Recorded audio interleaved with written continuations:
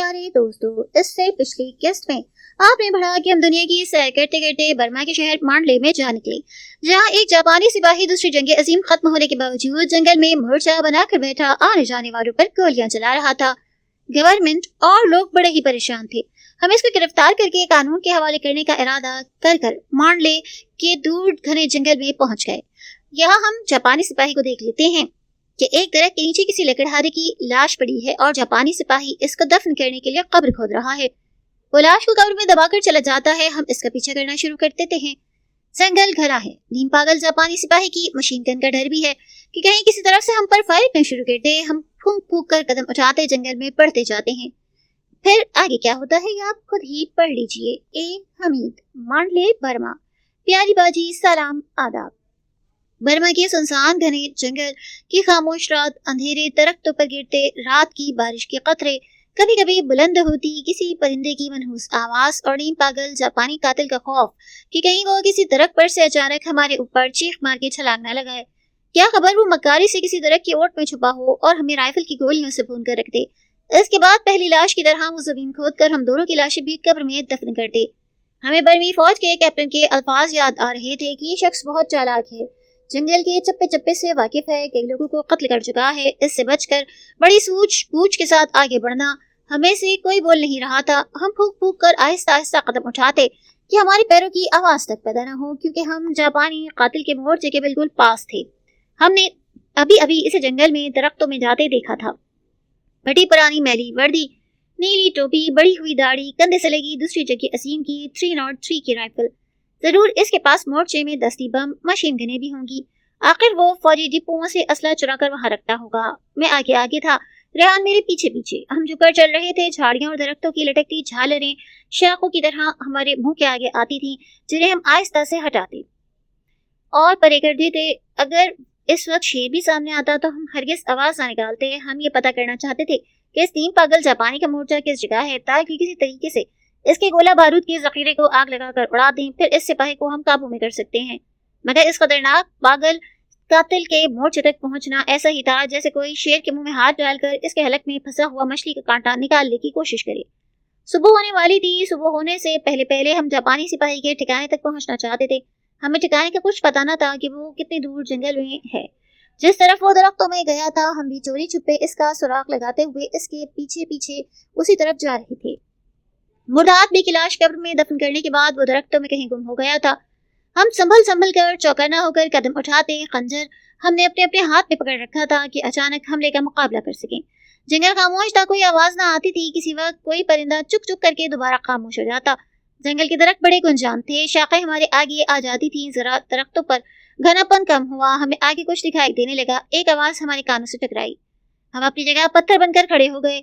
ये आवाज ऐसी थी जैसे कोई दरख्त काट रहा हो। थोड़ी थोड़ी देर के बाद दरख्त के तने पर कुल्हाड़ी की आवाज आती, फिर वो आवाज खामोश हो गई। हम दबे दबे कदम उठाते आगे बढ़ने लगे। दरख्तों का एक मोड़ घूमकर सामने आए तो ढलती रात और उभरती सुबह की फीकी फीकी नीली रोशनी में हमने एक झोंपड़ी देखी, जिसके ऊपर बांस की लंबी लंबी शाखों की ढलानी छत पड़ी थी।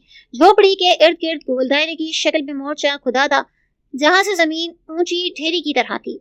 रेहान ने मेरा बाजू थाम कर मेरे कान में कहा, यही मोर्चा है उस जापानी सिपाही का। मैं कुछ न बोला। मैंने रेहान के होठों पर हाथ रखकर इसे खामोश रहने की हिदायत की। हमारी आंखें झोपड़ी पर लगी थीं। जंगल में गहरा सन्नाटा था। खुदा जाने परिंदे दरख्तों में से कैसे खामोश दुबक कर बैठ गए थे। कोई चीज झोपड़ी के अंदर जमीन पर गिरी।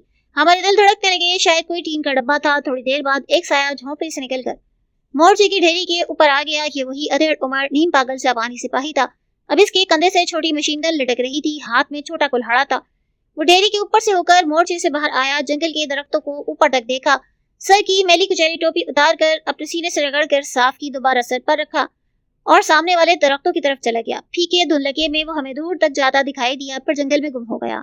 जब इसे गए 2-3 मिनट गुजरे तो मैंने रेहान से कहा, शायद ये मौका फिर हाथ ना आए। हमें झोपड़ी में जाकर मालूम करना चाहिए अंदर क्या है।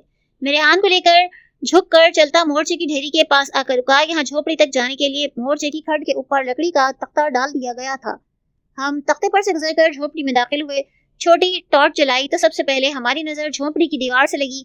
जापान के बादशाह हीरो एसटीयू की तस्वीर पर पड़ी, जो काफी खस्ता हाल थी। छत के साथ सूखे हुए गोश्त के टुकड़े लटक रहे थे। कोने में خود بنایا ہوا ایک پرانا میز تھا جس پر ڈونگا، ٹین کے 3 کنستر، ایک ترپال، چینک، تام چینی کی 2 تھالیاں، پیالے اور دھوئیں سے کالا ہو چکا فرائنگ پین پڑا تھا۔ کونے میں بڑے بڑے 4 ڈرم ایک دوسرے کے ساتھ پلا کر رکھے تھے۔ ہم نے ان کے اندر جھانک کر دیکھا تو دنگ رہ گئے۔ چاروں ڈرم اسلحہ، گولہ بارود اور دستی بم، مشین گنوں اور رائفل کی گولیوں سے بھرے تھے۔ اس شخص نے تو اگلے 2 سال کا اسلحہ جمع کر رکھا ہے، ریحان نے کہا۔ ہمیں اسے اڑا دینا چاہیے، ریحان نے دوبارہ کہا۔ میں نے جھوپڑی میں دوسری جنگ عظیم کی ایک لمبی مشین گن دیکھی جو ٹوٹی ہوئی تھی۔ خشک دودھ کے بڑے ڈبوں کے ساتھ کھانے کی دوسری چیزوں کے بھرے ڈبے تھے۔ صاف لگتا تھا یہ ساری چیزیں آس پاس کی چھاونیوں سے چرائی گئی ہیں۔ ریحان بولا، اب کیا سوچ رہے ہو تم؟ جو کرنا ہے جلدی کرو ورنہ وہ آ جائے گا۔ میں نے کہا، مجھے یقین ہے کہ گولہ بارود اس جاپانی نے زمین کے اندر چھپایا ہوگا، تو ہم کہاں سے تلاش کریں؟ شاید باہر مورچے کی خندق میں ہو۔ آؤ میرے ساتھ۔ ہم باہر مورچے میں آئے۔ مورچہ بڑی کاریگری سے بنایا گیا تھا، کافی گہری خندق تھی، وہاں آدمی کھڑا ہو جائے تو باہر سے اس کا سر ہی نظر آ سکتا تھا۔ جگہ جگہ گولیوں کے بھرے ہوئے بکس تھے۔ ایک جگہ زمین کو درختوں کی شاخوں سے ڈھانپا گیا تھا۔ ہم نے شاخوں کو اٹھایا تو نیچے ایک سرنگ کے اندر آئے۔ یہ سرنگ بڑی تنگ تھی، ہم رینگ کر اندر جا سکتے تھے۔ سرنگ میں بارود کی بڑی بڑی بوریاں، دستی بموں کے بکس اور گولیوں کے ڈھیر تھے۔ ریحان کا اندازہ ٹھیک تھا۔ ہم سرنگ سے باہر مورچے میں آئے۔ ہم نے سر اٹھا کر دیکھا کہ کہیں وہ شخص واپس تو نہیں آیا، پر وہ ابھی تک نہ آیا تھا۔ ہمیں جو کرنا تھا جلدی ہی کرنا تھا۔ ریحان کہنے لگا، یہاں آگ لگا کر بھاگ جاتے ہیں۔ میں نے کہا، ہو سکتا ہے بارود کو آگ پکڑنے سے پہلے ہی جاپانی کو پتہ چل جائے اور وہ آ کر اسے بجھا دے۔ ریحان کہنے لگا، تو پھر ایسی آگ کہاں سے لائیں جس کا دھواں بھی نہ ہو، جس کا شعلہ بھی نظر نہ آئے؟ میں نے کہا، ایسی آگ مل سکتی ہے، ریحان نے مزاق کرتے کہا۔ کہاں سے؟ فائر بریگیڈ والوں سے۔ میں نے کہا، ہم ایسی آگ لگائیں گے جو آہستہ آہستہ سرنگ کے اندر پہنچ کر اسے اڑا دے۔ اس کے ساتھ ہی جھوپڑی میں رکھے گولہ بارود کے 4 ڈرم بھی دھماکے سے اڑ جائیں۔ جاپانی سپاہی نہتہ ہو جائے گا، پھر ہم کسی نہ کسی طریقے سے اسے قابو کریں گے۔ ریحان نے پوچھا، مگر وہ خاموش کمینی آگ لائیں گے کہاں سے جو آہستہ آہستہ سرنگ کے اندر داخل ہو؟ میں نے دیوار کے ساتھ بچھے ہوئے بانس کے تخت پوش سے میلا کچیلا تکیہ اٹھا کر خنجر سے ایک طرف اس میں سوراخ کیا، ہاتھ ڈال کر روئی کا بڑا سا گولا بنایا، پھر اس کی ایک لمبی رسی بٹ کر اس کے سرے کو آگ لگا کر دوسرا سرا سرنگ کے اندر بارود کی بوریوں کے ساتھ لگایا۔ اس روئی کی بتی کو مورچے کی خندق میں اچھی طرح دبا دیا کہ نظر نہ آئے۔ ریحان بولا، تم نے کمانڈوز والا کام کیا، اب یہاں سے بھاگنا چاہیے تاکہ وہ پاگل رابن ہوڈ نہ آ جائے۔ صبح ہو رہی تھی، درختوں پر چڑیاں بولنے لگیں، درختوں کے نیچے دن کی روشنی پڑ رہی تھی۔ ہم جھوپڑی سے نکل کر خندق کے تختے کے پل پر سے گزر کر واپس جنگل کے درختوں میں آئے۔ ریحان نے جلدی سے مجھے کندھے سے پکڑ کر وہاں جھاڑیوں میں بٹھایا۔ خاموش، وہ آ رہا ہے۔ جاپانی سپاہی ہاتھ میں کوئی سبزیاں ترکاریاں اٹھائے جھوپڑی کی طرف آ رہا تھا۔ وہ جھوپڑی کے اندر چلا گیا تو ریحان نے کہا، کہیں اسے پتہ نہ چل جائے کہ ہم نے بارود کو آگ لگانے کی کوشش کی ہے۔ میں نے جواب دیا، اب یہ ہماری قسمت۔ ریحان نے کہا، اگر یہ جھوپڑی کے اندر رہا تو دھماکے میں ہلاک ہو جائے گا۔ میں نے کہا، اس نے بھی کئی بے گناہ انسانوں کا خون کیا ہے۔ مگر جاپانی سپاہی تھوڑی دیر بعد جھونپڑے سے باہر آ گیا۔ خندق کے تختے کے اوپر سے گزر کر وہ مورچے کی ڈھیری کے پاس آ کے کھڑا ہوا۔ اس نے مشین گن نیچے رکھ کے ورزش شروع کی۔ کچھ دیر ورزش کرنے کے بعد اس نے مشین گن اٹھا کر بغل میں لٹکائی، جھوپڑی کا چکر لگا کر اپنی تسلی کی، سیدھا جنگل کی طرف چلا گیا۔ ریحان بولا، اس کی قسمت میں موت نہیں، ابھی اس کی کچھ زندگی باقی ہے، ایسا ہی لگتا ہے، لیکن ہمیں یہاں سے دور چلے جانا چاہیے کیونکہ بارود پھٹے گا تو ہم بھی اس کے ساتھ اڑ جائیں گے۔ ہم جھاڑیوں سے نکل کر جنگل میں پیچھے کی طرف چلنے لگے۔ کافی دور جا کر ہم ایک درخت پر چڑھ کر بیٹھ گئے، بارود کے دھماکے کا انتظار کرنے لگے۔ میرے حساب کے مطابق ابھی دھماکہ ہونے میں 7-8 منٹ باقی تھے۔ جس روئی کو میں نے آگ لگائی تھی وہ پرانی تھی، اس لیے آگ بڑی آہستہ آہستہ سلگتی ہوئی سرنگ میں بارود کی بوریوں کی طرف بڑھ رہی تھی۔ ہم درخت کی ایک موٹی شاخ کے پیچھے چھپ کر بیٹھے تھے تاکہ بارود کی سرنگ پھٹے تو کوئی ٹکڑا اڑ کر ہمیں نہ لگے۔ میں نے گھڑی دیکھی، سیکنڈوں کی سوئی تھرک تھرک کر آگے بڑھ رہی تھی۔ ہمیں درخت پر بیٹھے 10 منٹ اور 5 سیکنڈ ہوئے تھے کہ ایک خوفناک دھماکے سے جنگل لرز اٹھا۔ ہمارا درخت جیسے زمین سے کوئی 10 فٹ اچھل کر پھر نیچے آیا۔ درختوں میں کوہرام مچ گیا، پرندے چیختے چلاتے پھڑ پھڑاتے اڑ گئے۔ جنگل میں دور درندوں نے شور مچانے شروع کر دیا۔ ہم شاخ پر سے نیچے گرتے گرتے بچے۔ اس کے بعد ایک اور دھماکہ ہوا۔ یہ دھماکہ پہلے دھماکے سے ہلکا تھا۔ پہلا دھماکہ سرنگ کی بارود کی بوریوں کے پھٹنے کا تھا، دوسرا دھماکہ جھوپڑی کے اسلحے کے ڈرموں کا تھا۔ پھر تھوڑی تھوڑی دیر کے بعد گولیاں پھٹنے لگیں۔ جنگل میں ایسے لگتا تھا جیسے ایک دم سے جنگ چھڑ گئی ہو۔ ہم نے درخت کی موٹی شاخ کی اور سے دیکھا، جھوپڑی میں آگ لگی تھی اور شعلے درختوں کی شاخوں کو چاٹتے لہرا کر اوپر جاتے تھے۔ 15 منٹ کے اندر اندر سب کچھ جل کے راکھ ہو گیا، آگ بجھ گئی، دھواں غائب ہو گیا۔ جنگل میں ایک بار پھر گہری خاموشی چھا گئی، جیسے کبھی کچھ نہ ہوا ہو۔ ہم درخت سے نکل کر جھوپڑی کی طرف چلنے لگے۔ ہمیں معلوم تھا دھماکے کی آواز سن کر نیم پاگل جاپانی وہاں بھاگا بھاگا آئے گا۔ ہم کسی قریب کے درخت پر چڑھ کے اس کا تماشا دیکھنا چاہتے تھے۔ ہم یہ دیکھنا چاہتے تھے کہ اب وہ کیا کرے گا، کدھر جائے گا۔ جھوپڑی سے 15 قدم کے فاصلے پر ایک درخت کی شاخیں جلنے سے بچ گئی۔ ہم اس درخت پر چڑھ کر شاخوں میں چھپ گئے۔ ہماری نظریں جھوپڑی پر لگی تھیں، جہاں جلی ہوئی جھوپڑی سے ہلکا ہلکا دھواں اب بھی اٹھ رہا تھا۔ وہاں زمین پر کچھ درخت اور کئی پرندے جلے پڑے تھے۔ اتنے میں نیم پاگل جاپانی سپاہی ایک طرف سے آیا اور جھوپڑی کے پاس آ کر کھڑا ہو گیا۔ وہ ہانپ رہا تھا، اس کی سمجھ نہیں آتا تھا کہ یہ سب کچھ کیسے ہوا. جھونپڑی کی جگہ اب کچھ نہ تھا. زبانی بوکھلایا ہوا کبھی ایک طرف جاتا کبھی دوسری طرف. اس کے پاس اب ایک مشین گن کے علاوہ کچھ بھی نہیں تھا. بس گولیاں بھی اتنی تھیں کہ جتنی اس مشین گن کے اندر. تیش میں آ کر وہ بار بار اپنا مکہ لہراتا. جھونپڑی کے ملبے پر وہ جھک گیا اور کچھ چیزیں نکالنے کی کوشش کرنے لگا. پھر اس نے ہاتھ کھینچ لیا. شاید لوہا گرم تھا یا کوئی سلاخ تھی جو لوہے کی وجہ سے مڑ گئی تھی. جاپانی سپاہی گھاس پر سر جھکا کر بیٹھ گیا. کچھ دیر کے لیے وہ جیسے ماتم کر رہا ہو. ریحان نے کہا میرا خیال ہے اب یہ یہاں سے کبھی نہیں اٹھے گا. جاپانی سپاہی نے جیسے ریحان کی بات سن لی وہ اپنی جگہ سے اٹھ کھڑا ہوا. سر جھکائے بڑی نا امیدی کے ساتھ سامنے جنگل کی طرف چلا گیا. جب وہ درختوں میں گم ہو گیا تو ہم درخت سے نیچے اترے. ہم نے کہا ہمیں اس کا پیچھا کرنا ہے کیونکہ اگر وہ ایک بار جنگل میں گم ہو گیا تو پھر اس کو تلاش کرنا بہت مشکل ہو جائے گا. ہاں اب اس کا کوئی مورچہ بھی نہیں ہے جہاں وہ رات کو سونے واپس آئے گا. ریحان نے کہا. میں نے کہا ہمیں بہت احتیاط سے اس کا پیچھا کرنا ہے, وہ بہت تیش میں ہے. ریحان نے کہا میں بھی بڑے تیش میں ہوں. ہم نے جنگل میں ایک بار پھر نیم پاگل سپاہی کا پیچھا کرنا شروع کر دیا. ریحان کے خیال میں بارود کے ذخیرے کے پھٹ جانے سے وہ پورا پاگل ہو گیا تھا. جنگل میں کسی کا پیچھا کرنا بڑا جان چوکوں کا کام ہوتا ہے. ایک تو سانپوں اور جنگلی درندوں کا ڈر ہوتا ہے کہ کہیں سے حملہ نہ کر دیں. دوسرا چلتے چلتے جھاڑیاں اور شاخیں ٹوٹنے اور پتوں کے چرمور ہونے کی آواز آتی ہے. یہ اچھی بات تھی کہ ایک دن پہلے بارش سے جنگل کے گرے پتے گیلے ہو گئے تھے اور جوتوں کے نیچے آ کر ان کی آواز نہ آتی تھی. دوسری بات یہ تھی کہ ہمیں معلوم تھا کہ وہ جاپانی 30 برس سے اس جنگل میں رہ رہا ہے. وہ جنگل کے تمام راستوں کو اچھی طرح جانتا تھا. اگر اسے ایک بار شک پڑ گیا کہ کوئی اس کا پیچھا کر رہا ہے تو وہ بڑی مکاری سے کسی اور طرف سے آ کر ہم پر فائرنگ کر دے گا. جنگل اتنا ہی گھنا تھا جتنا پچھلا جنگل. یہاں کیلے اور بانس کے بڑے گنجان درختوں کے جھنڈ تھے. آخر ایک جگہ ہمیں جاپانی نظر آیا. وہ ایک چٹان پر بیٹھا نیچے جھک کر ندی سے پانی پی رہا تھا. یہ چٹان ڈھلانی تھی. ندی کنارے پانی کی سطح کے ساتھ لگ کر آگے تک جا رہی تھی. یہاں جنگل ذرا کھلا تھا. دھوپ جاپانی کے جسم پر پڑی. ہم اسے دیکھتے ہی رک گئے. جلدی سے ایک درخت کے پیچھے ہو گئے. جاپانی نے پانی پی کر منہ پر پانی کے چھینٹے مار کے منہ دھویا. اپنی ٹوپی اتار کر دھوئی. پھر اٹھا اور چھلانگ لگا کر ندی کی دوسری جانب گیا. سامنے والے بانس کے درختوں میں غائب ہو گیا. اس کے جانے کے 5 منٹ بعد ہم درخت کی اوٹ سے نکل کر ندی پر گئے. دیکھا کہ چٹان کی دوسری طرف بڑے صاف پانی کی ندی بہتی ہے. ہم نے ہاتھ منہ دھویا, پانی پیا, ندی پھلانگ کر سامنے بانس کے درختوں میں آ گئے. یہ درخت اتنے پاس پاس تھے کہ ان میں گزرنے کا راستہ بہت مشکل تھا. پھر بھی ہم درختوں سے نکل کر آگے بڑھنے لگے. ہم اس جاپانی سپاہی کو آنکھوں سے اوجھل نہیں ہونے دینا چاہتے تھے. ہم نے اسے آدھی شکست دے دی تھی. اب اسے نہتہ گرفتار کرنا تھا. اس کا سب سے بڑا ہتھیار اس کی مشین گن تھی. یہی مشین گن ہمارا نشانہ تھی. ہم یا تو اس کی گولیاں ختم کرنا چاہتے تھے یا اس پہ قبضہ کرنا چاہتے تھے. اس کے بعد جاپانی کو پکڑنا ہمارے لیے مشکل نہ تھا. وہ ادھیڑ عمر تھا اور ہمارے بازوؤں میں طاقت بھری تھی. ہم کوئی بات نہیں کر رہے تھے اور آگے بڑھ رہے تھے. کافی دیر چلنے کے بعد جنگل ختم ہوا. سامنے چٹانیں اور ٹیلے تھے. ہم رک گئے. چاروں طرف دیکھا. اونچے اونچے ٹیلے تھے جن پر کہیں کہیں درخت تھے. وہاں کوئی انسان نظر نہ آتا. ہم ایک چٹان کی طرف بڑھے. دوسری جانب آئے تو کیا دیکھتے ہیں, ایک پہاڑی پر مورچہ بنا ہے جس پر چھت پڑی ہے. ریحان نے کہا چھپ جاؤ, وہ ضرور اس مورچے میں ہوگا. ہم چٹان کے آگے سے رینگتے ہوئے دوسری طرف آ گئے. یہاں بھی مورچہ بنا تھا. اس کے پیچھے سے ہوتے ہوئے ہم اوپر کو نکلے. مورچے سے دور جھاڑیوں میں چھپ کر ہم غور سے مورچے کی چھت کو دیکھنے لگے.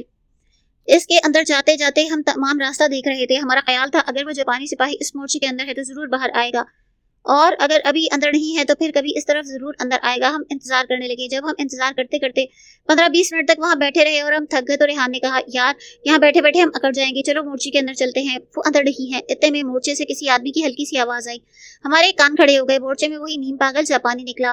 مشین گن اس کے کندھے پر تھی. وہ تیز تیز قدموں سے چلتا سامنے چٹانوں کی طرف آیا. جب اسے گئے 10-15 منٹ ہو گئے اور وہ واپس نہ آیا تو میں نے کہا اس کے آنے سے پہلے ہمیں مورچے کے اندر دیکھنا چاہیے. ریحان بولا میرا خیال ہے میں چاہتا ہوں تم اس جگہ میرا انتظار کرو. میں نے کہا نہیں, اس طرح مجھے مورچے میں جا کر باہر تمہاری فکر لگی رہے گی اور تمہیں میری پریشانی رہے گی, اس لیے بہتر ہے ہم دونوں ایک ساتھ مورچے میں جائیں. آخر فیصلہ ہوا. ہم دونوں جھاڑی سے نکل کر باہر آئے اور ادھر ادھر دیکھتے مورچے کی طرف بڑھنے لگے. مورچے کے اندر ایک غار جیسا ڈھلانی راستہ تھا. اندر اندھیرا اور ٹھنڈک تھی. ہم جلدی سے نیچے اترے. ہمارے اترتے ہی کسی لڑکی نے چیخ ماری. ہم تڑپ کر پرے ہٹے. اندھیرے میں آنکھیں پھاڑ کر دیکھنے لگے. یا اللہ یہاں یہ لڑکی کہاں سے آئی, کہیں کوئی چڑیل تو نہیں. ہم سوچ رہے تھے. آخر ہم نے مورچے کے اندر کونے میں دیوار کے ساتھ لگ کر بیٹھی ایک لڑکی کو دیکھا جس کے بال کھلے تھے. اس نے برمی لڑکیوں کا لباس پہن رکھا تھا. اس نے برمی زبان میں ڈرتے ڈرتے کچھ پوچھا. میں نے کہا تم انگریزی بول لیتی ہو؟ اس نے کہا ہاں. تم کون ہو؟ ریحان نے کہا پہلے یہ بتاؤ تم کون ہو. اس نے کہا میں اپنی کہانی بیان کرنا شروع کروں گی تو پاگل آ جائے گا, تم دونوں کو اپنی مشین گن سے بھون دے گا. میں نے کہا تو پھر ہمارے بارے میں سن لو. ہم اس پاگل کو زندہ یا مردہ گرفتار کرنے آئے ہیں. ہمیں برمی حکومت اور فوج نے یہاں بھیجا ہے.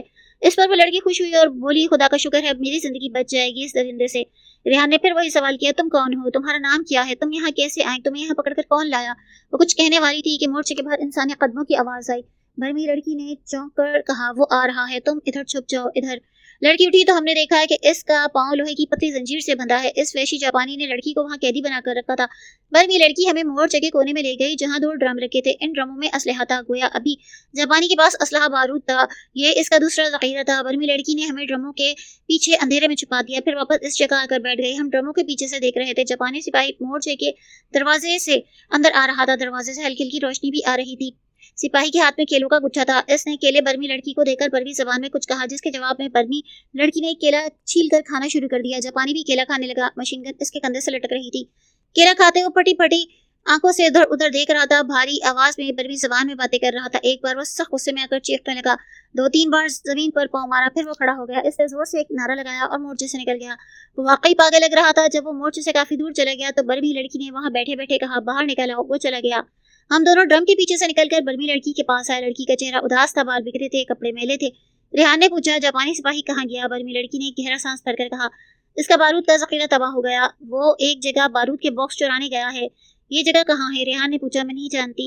इसने मुझे 1 साल से यहाँ कैद कर रखा है। कभी कभी वो किसी जगह चोरी करके असलहा बारूद चुराने जाता है, फिर देर से वापस आता है। मैंने पूछा, तुम कौन हो? ये तुम्हें कहाँ से पकड़कर इस जंगल में लाया? बर्मी लड़की की आंखों में आंसू आ गए। वो आंसू पोंछकर बोली, मेरा नाम सुनाता है। मैं मांडले के पास एक गांव के माहीगीर की बेटी हूँ। आज से 1 साल पहले मैं जंगल में रास्ता भूल गई थी। ये जापानी सिपाही वहां से निकला। इसने मुझे पकड़कर यहाँ कैदी बना लिया। तब से मैं इस मोर्चे में कैद हूँ। अपने माँ बाप को याद करके रोती हूँ, मगर कुछ नहीं कर सकती। ये एक पागल जापानी सिपाही है। कहता है मैं अंग्रेजों के खिलाफ जंग कर रहा हूँ। रेहान ने कहा, फिक्र न करो, हम तुम्हें यहाँ से निकाल कर तुम्हारे माँ बाप के पास पहुँचाएंगे। तुम ये बताओ, ये जापानी सिपाही तुम्हारे ख्याल में कितनी देर के बाद आएगा? सुनाता कहने लगी, वो जब डाका डालने जाता है 6-7 घंटे से पहले नहीं आता। मैंने कहा, मुझे तो भूख लग रही है। क्या यहाँ केलों के अलावा कुछ खाने पीने को है? बर्मी लड़की बोली, हाँ, मगर पहले मेरे पाँव की जंजीर काट दो। मेरे टखने में अब तो इसकी वजह से सुराख होने वाला है। मैं जंजीर काटने लगा तो रेहान ने कहा कि मेरे जहन में कोई स्कीम नहीं आ रही। कहीं ऐसा ना हो कि वो आ जाए और इसका भेद खुल जाए। हम इसको कैसे छुपाएंगे? मेरे जहन में एक स्कीम थी। ये स्कीम मैंने मोर्चे के अंदर आते ही बनाई। मैंने रेहान से कहा, वो फिक्र ना करे, सब ठीक हो जाएगा। मैंने बर्मी लड़की की जंजीर काट दी। वो अपने टखने को हाथ से मसलने लगी। यहाँ स्याह रंग का निशान पड़ गया था। इसके बाद बर्मी लड़की ने एक स्टोव जलाकर हमारे लिए मछली तली, डबल रोटी सेक कर सैंडविच बनाए। हमने डटकर खाया, ठंडा पानी पिया। फिर मैंने इन्हें पागल जापानी सिपाही को पकड़ने की तरकीब बताई। पहले तो दोनों मेरा मुंह तकने लगे। बर्मी लड़की ने कहा, वो बहुत मक्कार है, चीते की तरह चालाक है, तुम लोगों के जाल में नहीं फंसेगा। मैं मुस्कुराने लगा। ये स्कीम क्या थी, इंशाल्लाह मैं आपको अपने अगले खत में बयान करूंगा। अच्छा, अब इजाजत चाहता हूँ। खुदा हाफिज। आपका भाई इमरान, मांडले, बर्मा। डियर सिस्टर, सलामत रहो। वो स्कीम क्या थी मैं आपको बताता हूँ। पहले तो वो लोग समझ रहे थे कि स्कीम नहीं चलेगी, लेकिन थोड़ी देर बाद वो मान गए, क्योंकि मैं जापानी सिपाही को जिंदा गिरफ्तार करके मांडले ले जाना चाहता था। जिंदा गिरफ्तार करने का तरीका वो था जो मैंने अपनी स्कीम में बयान किया। मेरी स्कीम पर अमल करने के लिए हमें कम से कम 4-5 घंटे की जबरदस्त मेहनत चाहिए थी। हमारे पास इतना ही वक्त था। मैंने और रेहान ने मोर्चे के अंदर रखे बेलचे उठाए और मोर्चे के दरवाजे से बिल्कुल सामने जमीन खोदना शुरू की। जिस जगह मोर्चा था वहां जमीन पथरीली थी और मोर्चे की सुरंग के अंदर भी जमीन सख्त थी, लेकिन मोर्चे के सामने खुशकिस्मती से जमीन नरम थी। बारिशों ने इसे मजीद नरम बना दिया था। हमने बड़ी मेहनत से जमीन खोद खोद कर मट्टी बाहर निकाली और बर्मी ये लड़की सुना था इस मट्टी को एक पत्थर गाड़ी में डालकर मोर्चे की चट्टान के पीछे फेंकने लगी। 1 घंटा जमीन खोदने के बाद हम थक गए। थोड़ी देर आराम किया, फिर जमीन खोदना शुरू की। इस तरह हमें 5 घंटे गुजरे। 5 घंटों में हमने बहुत तेजी से खुदाई की। यूं हमने जमीन के अंदर कोई 10 फीट गहरा और 2 मुरब्बा चौड़ा गड्ढा खोद लिया। हम थक कर चूर हो गए। जापानी सिपाही के आने का वक्त था। हमने जल्दी जल्दी इस गड्ढे के ऊपर बांस की नाजुक और पतली शाखें डालकर इसे ढक दिया। फिर इसके ऊपर मट्टी डालकर घास और दरख्तों के पत्ते यूं बिखेरे कि पता ना चले कि इसके अंदर गहरा गड्ढा है। अब इसके ऊपर जमीन बिल्कुल आम जमीन लगती थी। अब आप भी समझ गई होंगी कि मेरी स्कीम क्या थी। मैं चाहता था जापानी सिपाही वहां आए और मोर्चे में दाखिल होने लगे तो बांस की शाखों पर कदम पड़ते ही वो धड़ाम से इस 10 फुट गहरे गड्ढे में जा गिरे। 10 फीट गहरे गड्ढे में गिरने के बाद कोई शख्स बाहर नहीं निकल सकता। इसके बाद हमारी स्कीम थी कि जापानी सिपाही को किसी तरीके से बेहोश कर दें, क्योंकि मुझे बताया गया था कि जापानी सिपाही बड़ी आसानी और बड़ी तेजी से खुदकुशी कर लेते हैं। मैं नहीं चाहता था कि जापानी सिपाही खुदकुशी करे। मैं इसे जिंदा पकड़कर बर्मी हुकूमत के हवाले करना चाहता था ताकि इस पर बेगुनाह इंसानों के कत्ल का जुर्म बाकायदा अदालत में साबित हो। सबसे ज्यादा मुश्किल काम खोद कर जो मट्टी निकाली थी इसको वहां से उठाकर चट्टान की दूसरी तरफ फेंकना था। बर्मी लड़की सुनाता बहुत जल्दी थक गई। बाकी मट्टी हम दोनों ने वहां से उठाकर दूर फेंकी। जमीन को यूं साफ किया जैसे पहले थी। हमने मोर्चे के अंदर जाकर थोड़े बहुत सैंडविच खाए, पानी पिया। फिर बर्मी लड़की सुनाता के पाँव में यूं ही ढीली करके जंजीर बांधी और कहा, हम मोर्चे के बाहर एक दरख्त पर जाके छुप रहे हैं, जापानी सिपाही का इंतजार कर रहे हैं। रेहान ने कहा, अगर जापानी गड्ढे में ना गिरा तो क्या होगा? मेरा मतलब है अगर इत्तेफाक से वो बच गया तो। बर्मी लड़की सुनाता कहने लगी, मैं इसे किसी बहाने मोर्चे से एक बार फिर बाहर भेजूंगी ताकि वो अंदर गिर पड़े। रेहान ने खुश होकर कहा, शाबाश, अगर पहला वार नाकाम रहा तो दूसरा वार तुम करना। सुनाता बोली, मैं इसे किसी न किसी तरह मजबूर कर दूंगी कि वो इस जगह जाए जहाँ नीचे गड्ढा खुदा है। तुम बेफिक्र रहो, अब तुम जल्दी से जाके छुप जाओ क्योंकि इसके आने का वक्त है। हम मोर्चे से निकलकर गड्ढे वाली जगह से बचते एक तरफ चले गए। आगे इमली का ऊंचा घना दरख्त था, हम इस पर चढ़कर बैठ गए। मैं ये बता दूं कि हमारे थैले और खुराक के डब्बे सब पीछे रह गए थे। डब्बे खाली हो गए थे। थैले जिसमें कंबल थे हमने जंगल में जापानी सिपाही का पीछा करते एक जगह फेंक दिए थे क्योंकि इस बोझ को साथ लेकर जंगल में चलना मुश्किल था। दिन ढलने लगा, धूप गायब थी, दरख्तों के साए फैलने लगे। हम दरख्त पर बैठे बैठे जब तंग आ गए तो दूर जंगल में हमने जापानी सिपाही को अपनी तरफ आते देखा। इसके कंधे से एक झोला लटक रहा था, इसमें जरूर इसकी मशीन गन थी और गोलियां और बारूद जो इसने करीबी किसी छावनी के डिब्बू से चुराया था। रेहान कहने लगा, वो आ गया, इससे कंधे पर क्या उठा रखा है? गोला बारूद होगा, मैंने कहा। जापानी सिपाही मोर्चे की तरफ बढ़ रहा था, हमारे दिल धड़क रहे थे। अभी ये मोर्चे के आगे बांस की शाखों पर कदम रखेगा तो गड्ढे के अंदर गिर जाएगा, फिर 32 साल का पुराना ड्रामा खत्म होगा। जापानी चलता आ रहा था। जब वो मोर्चे के आगे इस जगह पहुंचा जहाँ हमने जमीन के अंदर गहरा खड़ा खोदा था तो अचानक जंगल की तरफ किसी हाथी की आवाज आई। जापानी सिपाही ने पीछे घूम कर देखा, 2 कदम पीछे चला, फिर आगे बढ़ा। इसके पीछे मुड़ने और दोबारा वापस आने में इसका रास्ता थोड़ा बदल गया, कदमों का रुख घड़े से हट गया। जापानी सिपाही घड़े के किनारे से होकर मोर्चे के अंदर दाखिल हुआ।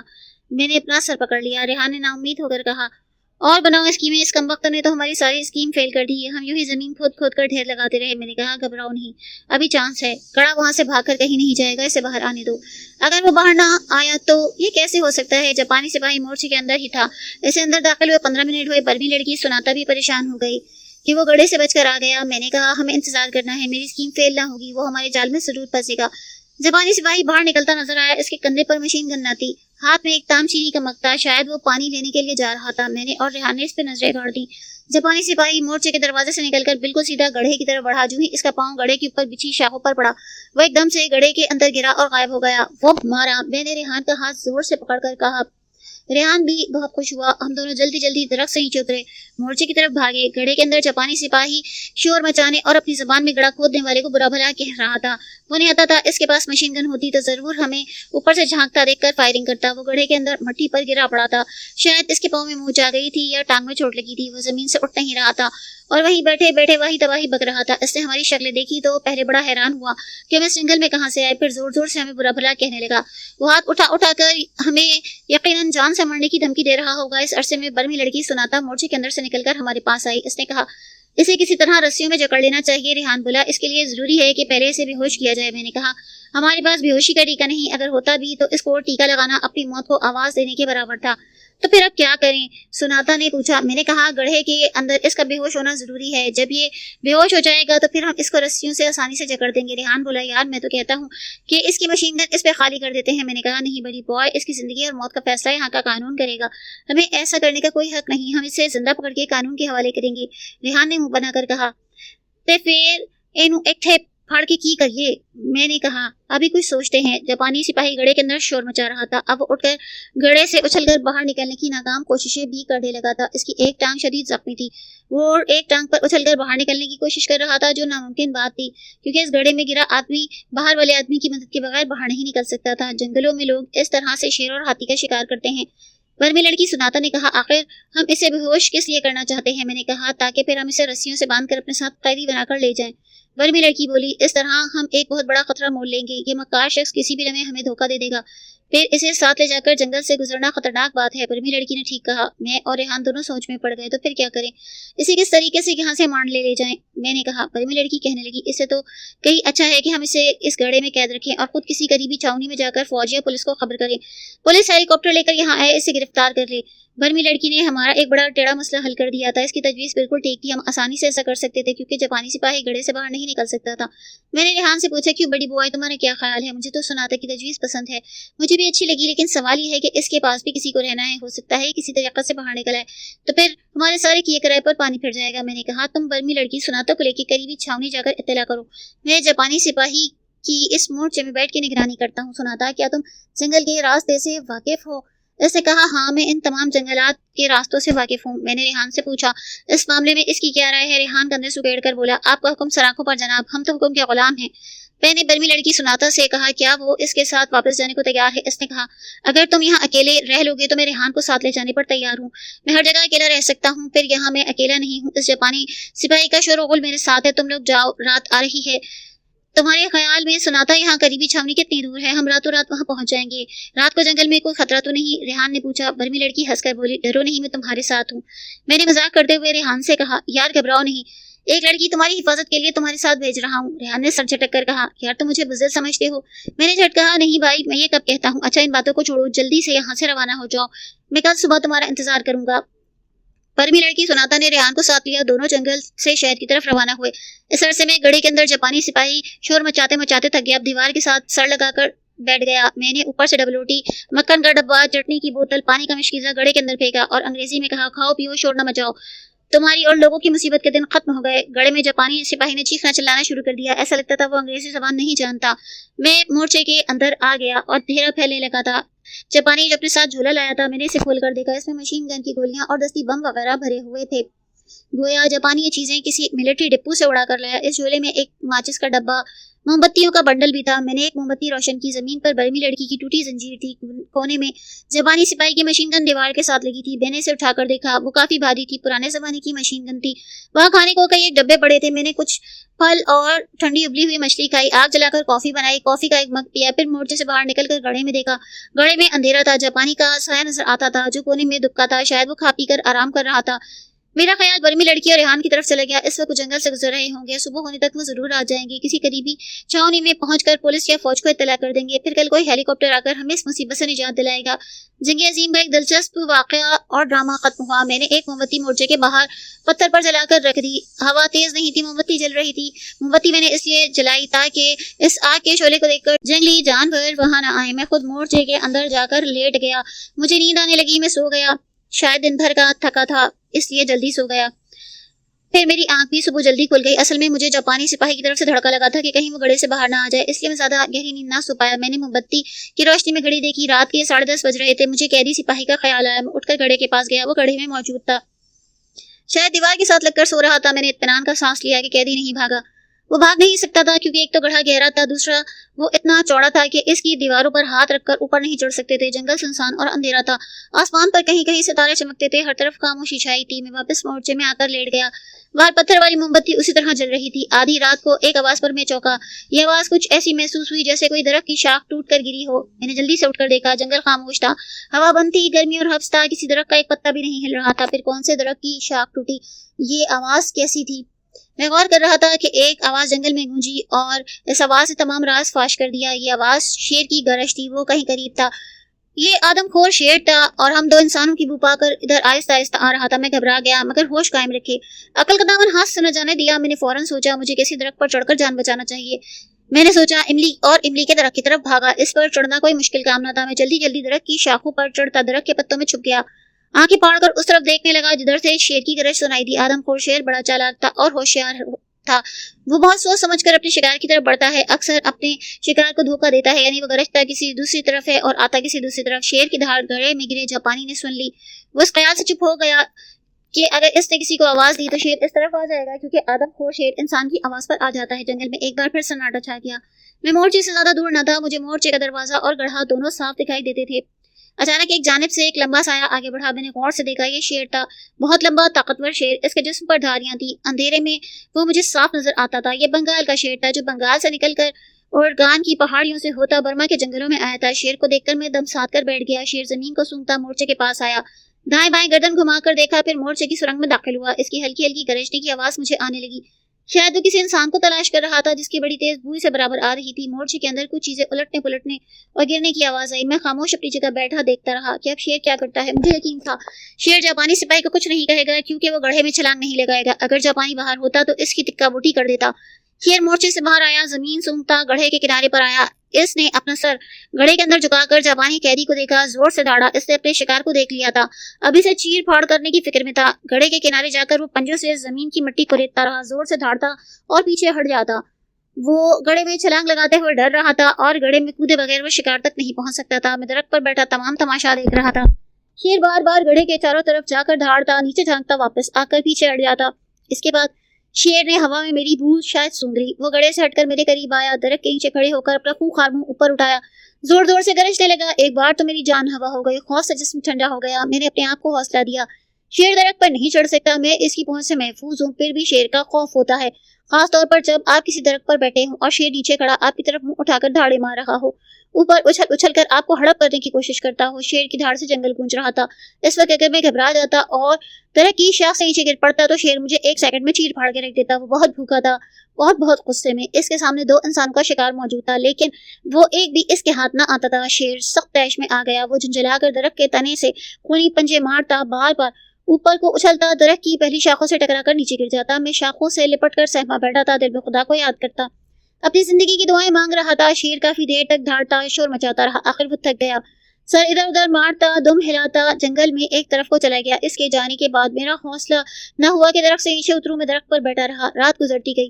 میں نے گھڑی دیکھی، رات کے 12 بج رہے تھے۔ میں نے فیصلہ کیا کہ ساری رات درخت پر گزار دوں گا۔ میں نے شاخوں میں اپنے آپ کو اس طرح فٹ کر لیا کہ زمین پر نیچے نہ گروں۔ میں نے اپنا سر پیچھے شاخ سے لگایا، پھر مچھر مجھے تنگ کرنے لگے، مگر سانپ کے کاٹنے اور انجیکشن اور مچھر مار کریم کی وجہ سے مچھر میرے جسم کے قریب آ کر بھاگ جاتے تھے۔ اب مجھ پر 3 خوف سوار تھے۔ ایک تو یہ کہ شیر دوبارہ نہ آئے، دوسرا یہ کہ جاپانی سپاہی کسی نہ کسی طرح باہر نہ نکلے، جس کا امکان بہت کم تھا، تیسرا یہ کہ اب مجھ پہ نیند کا غلبہ زیادہ تھا اور میں کبھی کبھی اونگنے لگتا، مگر اس خوف سے کہ میں اس حالت میں درخت سے نیچے نہ گر جاؤں میری آنکھ کھل جاتی۔ اس طرح رات ڈھلنے لگی، آہستہ آہستہ صبح کی سفیدی کے آثار نمودار ہونے لگے، دن نکل آیا۔ پھر مجھے ہیلی کاپٹر کی آواز سنائی دی۔ مجھے حوصلہ ہوا، ہیلی کاپٹر جنگل کے اوپر چکر لگا رہا تھا۔ میرے دل میں اب شیر کا خوف نہیں تھا۔ پروی لڑکی سناتا اور ریحان اپنے ساتھ فوج کے سپاہیوں کو لے کر ہیلی کاپٹر میں وہاں آ گئے۔ میں نے شاخوں سے دیکھا ہیلی کاپٹر نیچے اتر رہا تھا۔ میں تیزی سے درخت سے نیچے آیا اور اترتے ہی ہیلی کاپٹر کی طرف ہاتھ ہلا کر بھاگنے لگا۔ اس کے بعد کے دلچسپ حالات انشاءاللہ آپ کو اگلے خط میں بیان کروں گا۔ میرے خط کا انتظار کیجیے گا۔ بہت زیادہ آداب، آپ کا بھائی عمران۔ چیلانگ، فلپائن۔ پیاری بہن، آپ فلپائن کا نام پڑھ کر حیران ہوں گی کہ ہم برما سے فلپائن کیسے پہنچے۔ بہرحال اس کا ذکر میں اس خط میں آگے چل کر کروں گا۔ یہ خط میں جنوبی فلپائن کے ایک جزیرے چیلانگ سے لکھ رہا ہوں۔ یہاں مسلمانوں کی آبادی بہت ہے، مگر ان پر فلپائن کی حکومت بہت ظلم کرتی ہے۔ یہاں کے مسلمان بڑے مذہبی لوگ ہیں اور اسلام سے محبت رکھتے ہیں، مگر حکومت جو غیر مسلم ہے یہاں کے مسلمانوں کو بے دریغ قتل کرتی ہے۔ صوبہ چیلانگ کا گورنر ایک ظالم اور سنگ دل حکمران ہے۔ پچھلے دنوں اس سے 200 مسلمانوں کو پکڑ کر جیل میں ڈالا۔ ایک ہی رات میں ان کی گردنیں کاٹ کر سمندر میں ڈال دیا۔ یہاں مسلمان اپنے حق اور دین اسلام کے لیے زبردست اندرونی جنگ کرتے ہیں، لیکن انہیں ہتھیاروں کی سخت ضرورت ہے جو انہیں کہیں سے میسر نہیں آتے، بس وہ خود ہی بناتے ہیں اور چھپ چھپ کر ظالم غیر مسلم حکومت کے خلاف جدوجہد کرتے ہیں۔ لیکن میں پہلے آپ کو برما کے جنگل کے حالات سناؤں۔ میں درخت سے اتر کر ہیلی کاپٹر کی طرف بھاگ اٹھا۔ ہیلی کاپٹر رک گیا۔ اس میں سے 6-7 فوجی کمانڈو چھلانگیں لگا کر نیچے کودے۔ اس کے بعد ریحان اور برمی لڑکی نیچے آئے۔ مجھے دیکھ کر برمی کیپٹن نے گلے لگایا اور کہا، تم لوگوں نے بڑی بہادری کا کام کر دکھایا۔ اب ہمیں اس گڑھے تک لے چلو جہاں وہ دوسری جنگ عظیم کا پاگل سپاہی قید ہے۔ ہم انہیں گڑھے کے کنارے پر لے گئے۔ جاپانی فوجی گڑھے کے اندر بیٹھا تھا۔ 2 کمانڈوز گڑھے کے اوپر مشین گنیں تان کر کھڑے تھے۔ 2 کمانڈوز گڑھے کے اندر چھلانگیں لگا کر نیچے اترے۔ جاپانی سپاہی کے پاس گرتے ہی انہوں نے اسے قابو کر کے رسی میں جکڑ دیا، پھر اسے باہر نکالا گیا، ہیلی کاپٹر میں سوار کرایا۔ ہم بھی اس کے ساتھ ہیلی کاپٹر میں بیٹھے۔ کچھ سپاہی وہاں اس لیے چھوڑ دیے کہ دوسرے ہیلی کاپٹر میں وہاں سے اس کا سامان لے آئیں۔ ہمارا ہیلی کاپٹر واپس مانڈلے کی طرف روانہ ہو گیا۔ ہیلی کاپٹر جنگل کے اوپر اڑتا ہوا جا رہا تھا۔ 2 گھنٹے بادلوں میں اڑنے کے بعد ہم مانڈلے کے فوجی چھاؤنی پہنچے۔ وہاں کئی فوجی افسران ہمارے ساتھ خوش ہو کر ہاتھ ملانے لگے۔ ہماری تصویریں اتاری گئیں۔ ہمیں شام کو چھاؤنی میں دعوت دی گئی۔ دوسرے روز ہم واپس مانڈلے اپنے ہاسٹل آئے۔ برمی لڑکی کو اس کے ماں باپ کے پاس پہنچایا۔ مانڈلے سے ہم واپس جانے کی تیاری کر رہے تھے کہ ہم نے سنا فلپائن میں مسلمان بڑی مصیبت میں زندگی بسر کرتے ہیں۔ ان کی ایک جماعت فلپائن کے جنوبی جزیرے میں کمانڈو لڑائی کر رہی ہے۔ ہمیں بڑی خواہش ہوئی کہ ان مسلمان بھائیوں کے پاس جا کر ان کے لیے کام کریں، اور ہم سیر تو کرتے ہی رہتے ہیں، کچھ اسلام اور اپنے مسلمان بھائیوں کی مدد بھی کریں۔ آخر ہم نے فیصلہ کیا کہ مانڈلے سے فلپائن جائیں گے۔ ہمارے پاسپورٹوں پر ویزا لگا تھا۔ رنگون جا کر ہم نے فلپائن کو جانے والے جہاز کی سیٹیں بک کرائیں اور منیلا کی طرف پرواز کر گئے۔ منیلا فلپائن کا دارالحکومت ہے۔ رنگون اور ہانگ کانگ کی طرح خوبصورت شہر ہے۔ بجلی کی گاڑیاں، خوبصورت بسیں، کشادہ سڑکیں، سڑکوں پر گھومتی پھرتی گاڑیاں، شہر کی سڑکوں کی دونوں جانب ناریل اور تار کے درخت ہوا میں جھومتے ہیں۔ لوگوں کی شکلیں چپٹی اور گول ہیں اور چینیوں کی مانند ہیں۔ عورتیں اور مرد انگریزی لباس پہنتے ہیں۔ یہاں میں ایک ہاسٹل میں کمرہ مل گیا۔ اب ہم اس تلاش میں تھے کہ کوئی ایسا مسلمان فلپائنی ملے جو جنوبی فلپائن کے جزیرے کے طرف جانے والا راستہ ہمیں بتائے، جہاں مسلمان ظالم گورنر کے خلاف گوریلا جنگ کرتے ہیں، جن کی جنگ میں ہم بھی شامل ہونا چاہتے تھے۔ ہم زیادہ سے زیادہ 1 مہینہ ان کی گوریلا جنگ میں جہاد کرنا چاہتے تھے۔ اس کے بعد ہم وہاں سے امریکہ کی طرف نکل جاتے۔ یہ تو ہمارا پروگرام تھا، لیکن وہاں جا کر ہم کس قسم کے خطرناک حالات میں الجھے اس کی ہمیں خبر تک نہ تھی۔ منیلا میں ایک روز ہم سپر مارکیٹ میں ٹوتھ پیسٹ خرید رہے تھے۔ ایک نوجوان کو ہم نے دیکھا جو ایک کاؤنٹر کے قریب کھڑا جھک کر الماری میں سجی چیزوں کو غور سے دیکھ رہا تھا۔ پھر اس نے جھکے جھکے گردن دائیں بائیں گھما کر تسلی کی کہ کوئی اسے دیکھ تو نہیں رہا۔ ہم ستون کے پیچھے تھے کیونکہ ہمیں اس کی حرکتوں پر شبہ تھا۔ اس نوجوان نے ہمارے دیکھتے ہی دیکھتے جب ایک گول گیند نکال کر کاؤنٹر کی دوسری جانب لکڑی کی دیوار کے ساتھ لگا دی۔ گیند پر شاید کوئی گوند لگی تھی، وہ لکڑی کی دیوار سے چپک گئی، اس کے ساتھ ہی وہ باہر نکل گیا۔ ریحان نے میرا بازو تھاما۔ یہ جنوبی فلپائن کا گوریلا ہے۔ ہم اس کے پیچھے تیز تیز چلتے سپر مارکیٹ سے باہر آئے۔ وہ لڑکا ایک باغ میں چلا گیا، ہم اس کے پیچھے چل پڑے۔ باغ میں پہنچتے ہی سپر مارکیٹ میں زوردار دھماکہ ہوا، دھواں اور آگ پھیل گئی۔ اس لڑکے نے وہاں بم لگایا تھا جو پھٹ گیا۔ دھماکے کی آواز پر لڑکا ذرا رکا، پیچھے مڑ کر دیکھا، پھر مسکرا کر آگے روانہ ہوا۔ ہم اس کا پیچھا کر رہے تھے۔ باغ سے نکل کر وہ ایک چوک عبور کر کے بازار گھوم گیا، پھر ایک گلی میں مڑا، وہاں دو اور نوجوان اس کا انتظار کر رہے تھے۔ انہوں نے اس نوجوان سے ہاتھ ملایا، اسے لے کر مکان میں چلے گئے۔ ہم مکان کے سامنے بجلی کے کھمبے کے پاس جا رکے۔ ریحان نے کہا یہ مسلمان کمانڈوز ہیں بڑی۔ وہ تو میں بھی جانتا ہوں، میں نے کہا، لیکن اب انہیں کیسے یقین دلایا جائے کہ ہم ان کے ہمدرد ہیں، ان کی جماعت میں شامل ہو کر اسلام کی خدمت کرنا چاہتے ہیں۔ ریحان بولا ہمارا دل صاف ہے، اس میں کسی ہیر پھیر کی بھلا کیا ضرورت، ہم جا کر ان سے بات کرتے ہیں، دیکھ لینا وہ ہم پر اعتبار کریں گے۔ ہم مکان کی طرف بڑھے، موسم خوشگوار تھا، دھوپ نکلی تھی، ہوا ٹھنڈی چل رہی تھی۔ ابھی ہم مکان میں داخل ہوئے کہ میرے سر کے پیچھے زور سے کوئی چیز لگی، میں بے ہوش ہو گیا۔ ہوش آیا تو ایک کمرے میں زمین پر پڑا تھا 3 فلپائنی مسلمان گوریلے پستولے تانے میرے سرانے کھڑے تھے۔ انہوں نے مجھے ہوش میں آتے دیکھا تو ان کا لیڈر میرے قریب آ گیا، میرے بالوں کو زور سے جھنجھوڑ کر انگریزی میں بولا تمہیں کس نے بھیجا ہے، تم کون ہو، میرا سر دکھ رہا تھا۔ میرے خشک ہونٹوں پر زبان پھیر کر کہا مجھے پانی دو، پانی۔ گوریلے لیڈر نے اشارہ کیا، ایک آدمی پانی کا جگ لے کر آیا، پانی پی کر میرے اندر طاقت آئی۔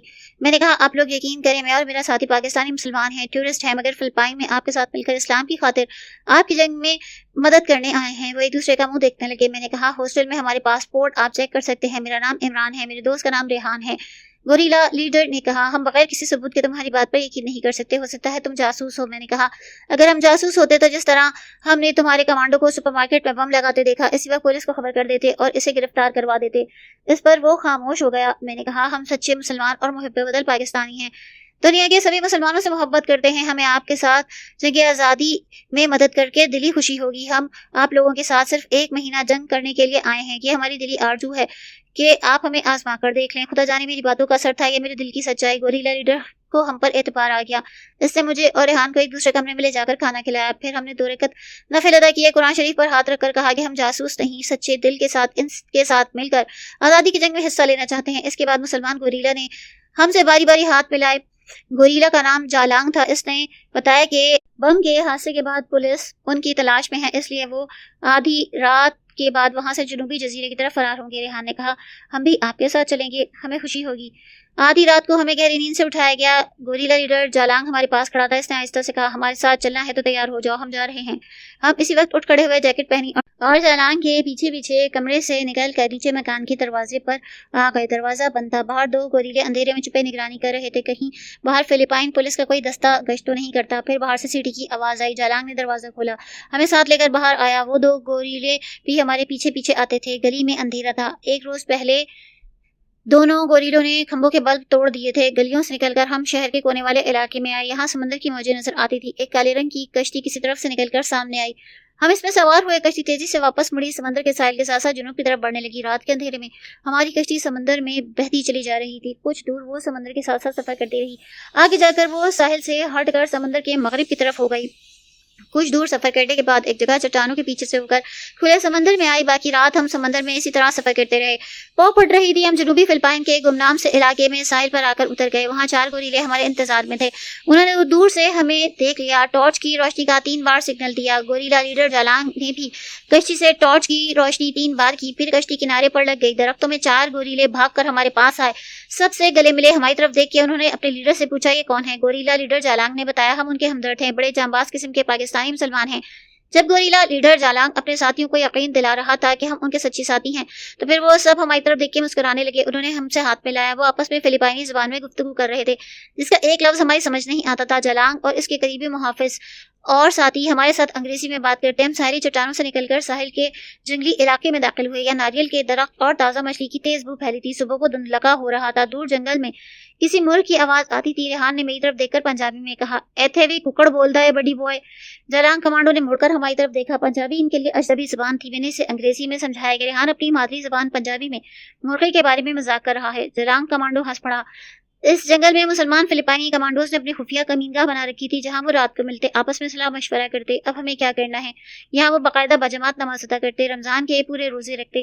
جنگل میں اندر جا کر ایک غار میں ان کی خفیہ جگہ تھی، یہاں باہر ایک کمانڈو چھپ کر برین گن لے کر پہرا دیتا۔ وہ اپنے لیڈر جالانگ کو دیکھ کر جھاڑیوں سے باہر آیا، اس نے سلوٹ کیا اور آگے سے ہٹ گیا۔ خفیہ جگہ میں چھوٹی مٹی کے تیل کی لالٹین روشن تھی، اس کے ارد گرد کمانڈو زمین پر بیٹھے تھے۔ جالانگ نے اپنی جیکٹ میں سے ایک نقشہ نکال کر زمین پر بچھایا، لالٹین کی روشنی میں سے جھک کر دیکھنے لگا۔ لال پینسل سے اس نے کہیں کہیں نشان لگائے۔ جزیرے میں فلپائن کا ایک گورنر تھا جو مسلمانوں کا سخت دشمن تھا۔ اس گورنر نے اب تک 5 مسلمانوں کو قتل کروایا۔ کمانڈو اس قاتل گورنر کو ہلاک کر کے مسلمان بھائیوں کے خون کا بدلہ لینا چاہتا تھا۔ اس وقت ان کمانڈوز کی یہی خفیہ میٹنگ تھی۔ کاغذ پر جزیرے کے بڑے شہر کی سڑکوں کا پورا نقشہ تھا اور اس راستے پر نشان لگے تھے جہاں سے گزر کر قاتل گورنر روز صبح گورنر ہاؤس جاتا تھا۔ ان کمانڈوز کی یہ اسکیم تھی کہ جب گورنر صبح گورنر ہاؤس سے دفتر جائے تو راستے میں ایک جگہ برین گن کی فائرنگ کر کے اسے ہلاک کر دیں۔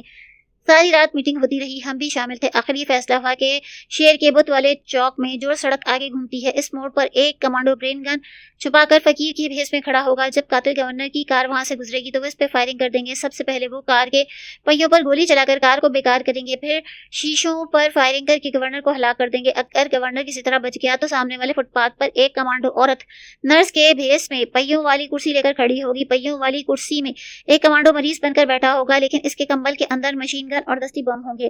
اگر پہلے ایک کمانڈو کا حملہ ناکام رہا تو یہ مریض کمانڈو کمبل پھینک کر فائرنگ کر دے گا اور اگر اس سے بھی کام نہ ہو تو دستی بم مار دے گا۔ اس کے بعد یہ لوگ بازار کے ساتھ والی گلی میں بھاگ کر نکل جائیں گے۔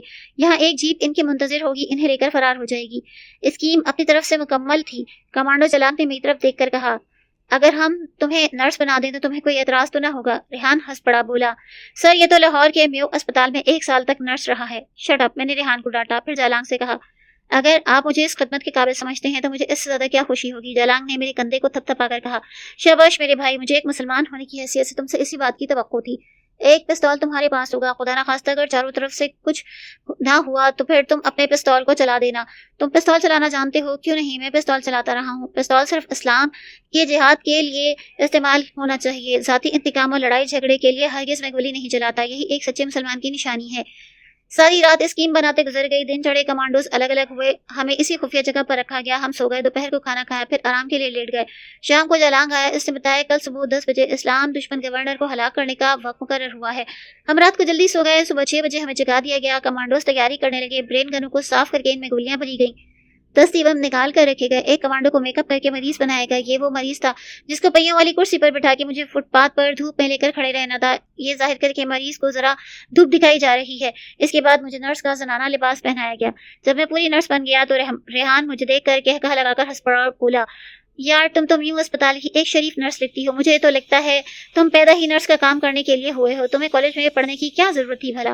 میں نرس کے لباس میں ہی ریحان کو مارنے کے لیے دوڑا۔ دوسرے کمانڈوز ہنسنے لگے۔ جب صبح ٹھیک 9 بجے تو ہم لوگ ایک جیپ میں سوار ہو کر شہر کی طرف روانہ ہوئے۔ واردات والی جگہ سے کوئی 4 فرلانگ پہلے ہی ایک ویران سی جگہ ہم جیپ سے اترے۔ جیپ کو ایک خاص جگہ پر درختوں کے جھنڈ میں چھپا دیا۔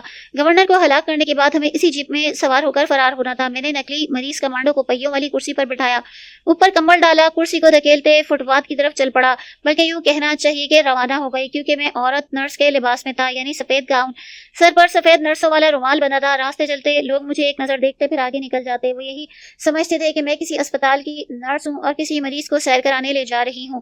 شیر کے بت والے چوک سے گزر کر بائیں جانب گھومتی ہوئی وہ سڑک آئی جس سڑک پر پورے 10 بجے اسلام دشمن اور قاتل گورنر کو ہلاک کیا جانا تھا۔ میں پہیوں والی کرسی لے کر فٹ پاتھ پر آ گئی۔ مریض کمانڈو نے آہستہ سے کہا، وہ سامنے ہمیں کھڑے ہونا ہے۔ میں کرسی چلاتی اس جگہ آ کر کھڑی ہو گئی۔ میں نے تھرمامیٹر نقلی کمانڈو مریض کے منہ میں لگایا، اپنی گھڑی دیکھنے لگی، پھر تھرمامیٹر نکال کر ٹیمپریچر دیکھا، جیب سے کتاب نکال کر پڑھنے لگی۔ ہم پر دھوپ پڑ رہی تھی، میں ظاہر کر رہی تھی کہ اسپتال سے مریض کو دھوپ میں آرام کروانے لے کر آئی ہوں۔ سب یہی سمجھتے تھے کہ میں نرس ہوں اور اسپتال کا مریض پہیوں والی کرسی پر بیٹھا دھوپ تاپ رہا ہے، لیکن کسی کو یہ معلوم نہ تھا کہ اس مریض کی ٹانگوں پر سرخ رنگ کا جو کمبل پڑا ہے، اس کے نیچے گولیوں سے بھری مشین گن اور 2 دستی بم ہیں۔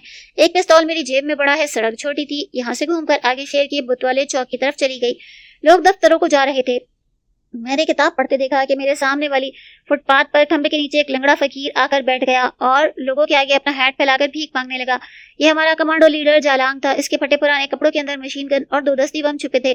اس نے بڑی کاریگری سے فقیر کا میک اپ کیا تھا، پہلی نظر میں تو میں بھی اسے پہچان نہ سکی۔ ایک کمانڈو ذرا آگے جا کر سائیکل دیوار کے ساتھ لگا کر اس کی مرمت کرنے لگا۔ یہ اس لیے کھڑا کیا گیا تھا کہ اگر گورنر کو ہلاک کرنے میں ہم تینوں ناکام ہو جائیں تو یہ کمانڈو ریوالور کا فائر کر کے اپنا فرض پورا کرے۔ وقت تیزی سے گزرنے لگا، 10 بجنے میں 10 منٹ رہ گئے۔ گورنر کی کار پورے 10 بجے اس سڑک پر سے گزرتی تھی۔ ہم بڑی بےتابی سے اس کے منتظر تھے۔ ہم سامنے والے فٹ پاتھ پر جلانگ یعنی اپنے کمانڈو لیڈر کی طرف کبھی کبھی دیکھتے۔ جب 10 بجنے میں 1 منٹ تھا تو کمانڈو لیڈر جلانگ نے اپنا ہیٹ ایک بار پھر اوپر اٹھا کے نیچے کیا۔ یہ اس بات کا اشارہ تھا کہ گورنر کی کار آنے والی ہے، ہوشیار ہو جاؤ۔ میں نے جیب میں ہاتھ ڈال کر پستول کو چیک کیا۔ میرے مریض کمانڈو نے کمبل کے نیچے ہاتھ ڈال کر اپنی مشین گن کو سنبھالا۔ یقیناً سڑک کے موڑ پر ہمارا سائیکل والا کمانڈو بھی ہوشیار تھا۔ این جب 10 بجے تو دور سے موٹر سائیکلوں اور پولیس کی جیپ کے سائرن کی آواز ہمارے کان سے ٹکرائی۔ گورنر کے آگے آگے چلنے والا موٹر سائیکل سواروں کا دستہ آ رہا تھا۔ پھر مجھے یہ سفید وردیوں اور سفید ہیلمٹ والے موٹر سائیکل سوار نظر آئے۔ میرا دل زور سے دھڑکنے لگا۔ ان کے پیچھے گورنر کی سیاہ رنگ کی بڑی شاندار چمکیلی مرسیڈیز آ رہی تھی۔ اس کے آگے گورنر کا اپنا جھنڈا لہرا رہا تھا۔ یہ بات مجھے بہت عجیب لگی کہ اس گورنر کی عمر صرف 2 منٹ رہ گئی ہے، کیونکہ مجھے یقین تھا کہ ہم 4 کمانڈوز کے حملے سے وہ بچ نہ سکے گا۔ فٹ پاتھ پر چلتے ہوئے لوگ گورنر کو ہاتھ ہلانے کے لیے رک گئے۔ ان میں مسلمان کوئی نہ تھا، کیونکہ گورنر نے مسلمانوں پر اس قدر ظلم کیے تھے کہ جزیرے کے مسلمان اس کی شکل بھی نہیں دیکھنا چاہتے تھے۔ کمانڈو لیڈر جلانگ اپنا سر پر اپنا ہیٹ رکھ چکا تھا۔ وہ اٹھ کے کھڑا ہوا، پھر اس کا سیدھا ہاتھ اپنی قمیض کے اندر گیا۔ اس نے مشین گن کو مضبوطی سے تھاما۔ موٹر سائیکل سواروں کا دستہ ہمارے آگے سے گزرنے لگا۔ میرے دل کی دھڑکن بہت تیز ہو گئی۔ حملے کا وقت آن پہنچا تھا۔ ابھی یہاں دھماکے، فائرنگ اور چیخو پکار ہونے والی تھی۔ گورنر کی کار کے سب شیشے چڑھے ہوئے تھے۔ پھر میں نے بھی اس کی ایک جھلک دیکھ لی۔ جو ہی اس کی کار کمانڈو جیلانگ کے قریب سے گزری، اس نے بجلی کی تیزی سے قمیض کے اندر سے برین گن نکالی۔ سب سے پہلے گورنر کی کار کے پہیوں پر فائرنگ کر کے ٹائر پھاڑے۔ کار کو بریک لگی اور ایک چیخ کے ساتھ وہ تھوڑی ٹیڑھی ہو کر فٹ پاتھ پر چڑھ کر کھمبے سے ٹکرا گئی۔ جلانگ نے کار کے شیشوں پر برین گن کی گولیوں کی بوچھاڑ کر دی۔ وہاں ایک ہنگامہ اور افراتفری مچ گئی۔ لوگ ایک دوسرے کے اوپر گرتے پڑتے وہاں سے بھاگے۔ گورنر کے باڈی گارڈز نے جلانگ پر فائرنگ شروع کر دی۔ کمانڈو لیڈر جلانگ فٹ پاتھ پر کھمبے کے پیچھے لیٹ کر فائرنگ کرنے لگا۔ باڈی گارڈز کار کا دروازہ کھول کر گورنر کو وہاں سے نکال کر لے جانا چاہتے تھے۔ کار کے شیشے چکناچور ہو گئے۔ گورنر زخمی تھا۔ کمانڈر جلانگ نے جیب سے دستی بم نکال کر کار کی طرف پھینکا۔ بم کار کے آگے جا کے گرا اور پڑ گیا۔ کار کا اگلا حصہ اڑ گیا۔ ڈرائیور پہلے ہی نکل کر بھاگ گیا تھا۔ باڈی گارڈز نے گورنر کو کار کے پچھلے دروازے سے کھینچ کر نکالا۔ سامنے والے فٹ پاتھ کی طرف لے چلے۔ 2 باڈی گارڈ کمانڈو جلانگ کو قابو کرنے کے لیے آگے بڑھے۔ جلانگ نے برسٹ مار کے دونوں کو وہاں ڈھیر کیا۔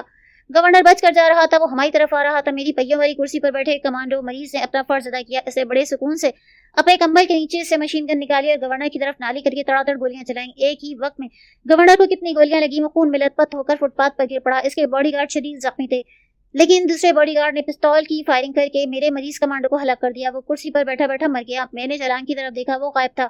میں نے فٹ پاتھ کے پیچھے جنگلے کے اوپر چھلانگ لگائی، باغ میں بھاگنا شروع کیا۔ میرے کانوں میں آواز آئی، اس نرس کو پکڑو۔ کچھ لوگ میرے پیچھے بھاگے۔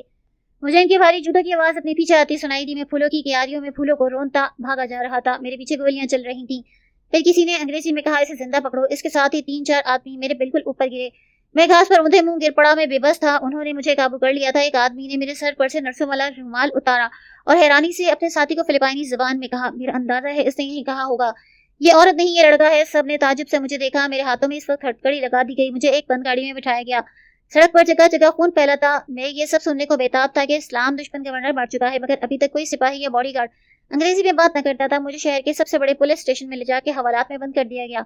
میں سمجھ گیا میری مصیبتیں شروع ہو گئی ہیں، کیونکہ میں خفیہ گروہ کا رکن تھا اور اس گروہ نے گورنر کو قتل کر دیا یا اس پر قاتلانہ حملہ کیا۔ پولیس مجھ سے ایک ایک کمانڈو کا نام اگلوانے کی کوشش کرے گی، مجھے ہر طرح کی اذیت دے گی، جس لیے میں نے اپنے آپ کو اب مکمل طور پر تیار کر لیا تھا، کیونکہ میں سمجھتا تھا میں نے ایک اسلام دشمن کو ختم کرنے کی اسکیم میں حصہ لیا ہے، ایک جہاد کیا ہے۔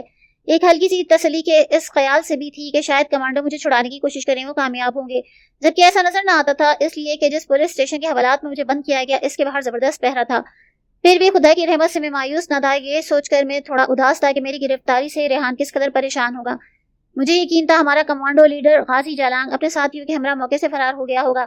مجھے اپنے مریض کمانڈو کے مرنے کا افسوس تھا، جس کی لاش پہیوں والی کرسی پر پڑی تھی۔ انشاءاللہ اس کے آگے کے واقعات آپ کو اگلے خط میں بیان کروں گا۔ آپ کا بھائی عمران، چیلانگ فلپائن۔ پیاری آپا جان، سلام آداب۔ بہت عرصہ گزر گیا آپ کو خط لکھتے، مگر آپا جان لکھ کر میں نے آپ کو کبھی یاد نہیں کیا۔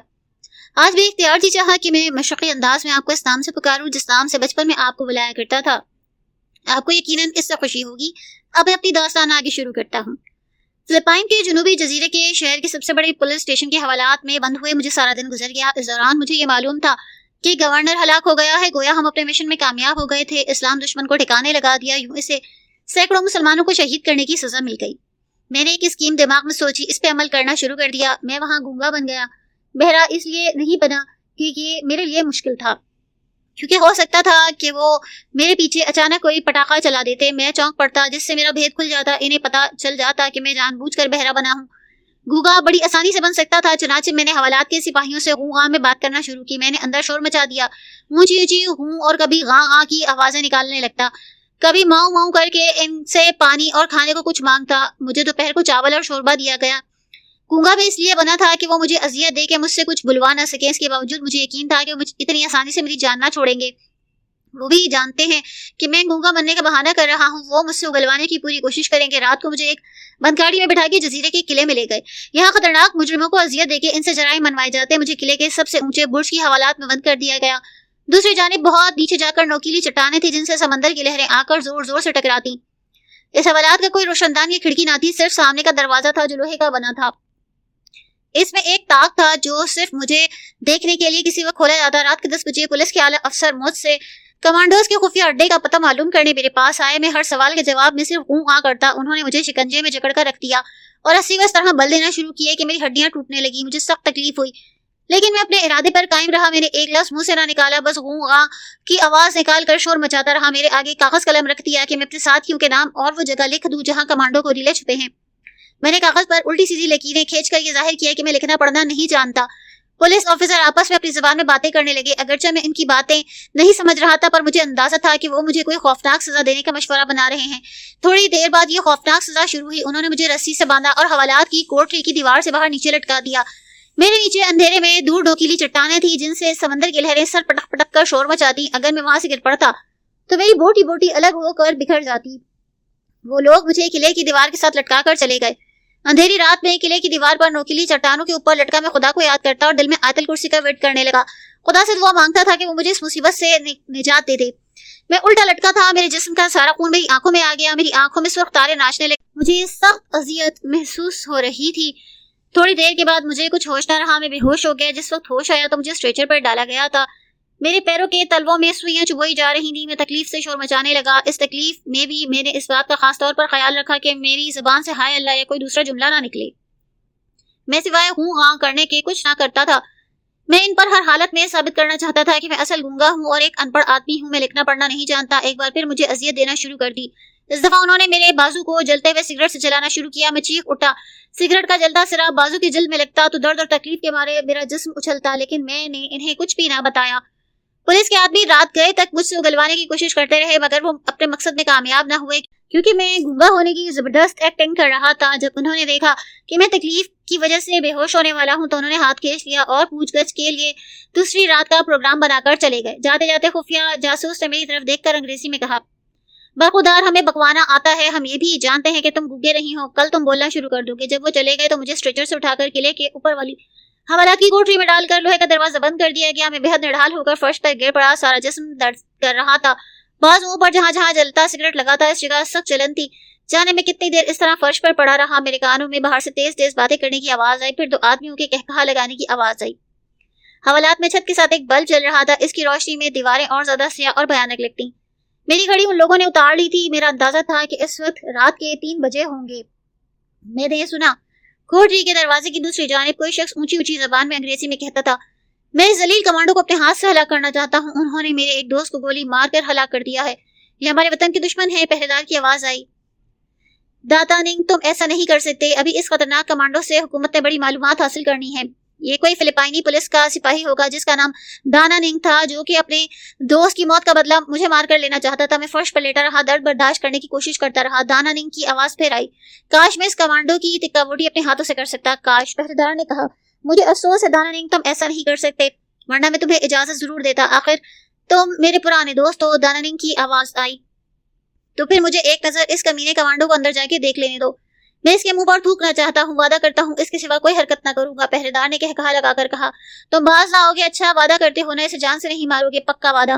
اس کے بعد دروازے میں چابی لگانے کی آواز آئی. میں نے نفرت سے منہ دوسری طرف کر لیا. یہ کوئی اور ذلیل آدمی میرے منہ پر تھوک رہے مجھے سخت ذہنی اذیت دینے آ رہا تھا. دروازہ آہستہ سے کھلا. میں نے ایک آدمی کو اندر داخل ہوتے دیکھا. اس کے پیچھے دروازہ بند ہونے کی آواز سنی. میں نے منہ دوسری طرف کر کے آنکھیں بند کر لی تھی. میں انتظار کر رہا تھا کہ ابھی یہ کمانڈوز کا دشمن دانا نہیں مجھے ٹھوکر مارے گا, نفرت سے میرے منہ پر تھوکے گا. لیکن اس کے بجائے میرے کانوں میں بڑی نرم آواز آئی. میں ایک کریم تمہارے پاس رکھ رہا ہوں, اسے زخموں پر لگانا اور پلاسٹک کا لفافہ کونے والے گھاس کے نیچے دبا دینا. ہمیں معلوم ہے کہ تم گونگے نہیں ہو. میں نے چونک کر گردن گھما اس طرف مڑ کر دیکھا. میرے سامنے ایک ادھیڑ عمر کا آدمی کھڑا تھا. اس کی آنکھوں میں شفقت اور ہمدردی تھی. میں نے پوچھا, تم کون ہو؟ دانا ننگ نے آہستہ سے کہا. اس کا وقت نہیں. اور اس نے پلاسٹک کا ایک چھوٹا سا لفافہ میرے قریب گرا دیا اور پھر اونچی آواز میں دیوار کی طرف منہ کر کے اس نے تھوکا اور کہا, بدبخت کمانڈو, گاش میں اپنے ہاتھ سے تمہاری گردن دبا سکتا. تم میرے دشمن ہو, اتنا ہی کافی ہے. اور وہ دروازے کی طرف بڑھا. پہرے دار پہلے ہی دروازہ کھول کر وہاں آ گیا تھا. جلدی کرو دانا ننگ, انسپکٹر راؤنڈ پر آ گیا ہے, ہم دونوں مارے جائیں گے. دانا ننگ نے غصے میں دانت پیس کر کہا. اگر تمہارا خیال نہ ہوتا تو میں دشمن کا ابھی گلا دبا کے اسے ہلاک کر دیتا. پھر وہ باہر نکل گیا اور دروازہ بند ہو گیا. میں حیران تھا یہ اللہ کا نیک بندہ یہاں کہاں سے آ گیا, اس سے میرے ساتھ کیسے ہمدردی ہوئی. وہ شکل و صورت سے فلپائنی کرسچن لگتا تھا. میں نے سوچا عیسائیوں میں بھی تو اللہ کے بڑے بڑے نیک بندے ہوتے ہیں جو دکھی انسانوں کی مدد کرنا اپنا فرض سمجھتے ہیں. یہ بھی کوئی ایسا نیک دل عیسائی ہے. میں نے پلاسٹک کا چھوٹا سا لفافہ کھولا. اس میں زرد رنگ کی ایک مرہم تھی. میں نے اسے اپنے بازوؤں پر جلی جگہ پر لگایا. مجھے ایک دم ٹھنڈک پڑ گئی. مرہم ختم ہو گئی. میں نے خالی لفافہ کونے میں گھاس کے ڈھیر کے نیچے چھپا دیا تاکہ کسی کو شک نہ پڑے کہ مجھے کوئی مرہم دی گئی ہے. سب سے اچھی یہ بات تھی کہ مرہم کی کوئی خوشبو یا بدبو نہ تھی. جسم پر لگتے ہی مرہم زخموں میں جذب ہو گئی. میرا درد کم ہو گیا, جلن تو ختم ہو گئی. میں نے خدا کا شکر ادا کیا, اس نے میری مدد کے لیے ایک نیک بندہ بھیجا. جلن کو آرام آیا تو نیند آ گئی. باقی رات میں سویا رہا. اگلے روز 11 بجے آنکھ کھلی. مرہم نے میرے زخم ٹھیک کر دیے. میں اپنے آپ میں ایک تازگی محسوس کرتا تھا. بھوک لگ رہی تھی. میں نے دیکھا میرے پاس ہی پہرے دار کھانے کو تھوڑے چاول اور پانی رکھ گیا تھا. میں نے چاول کھا کر پانی پیا, خدا کا شکر ادا کیا.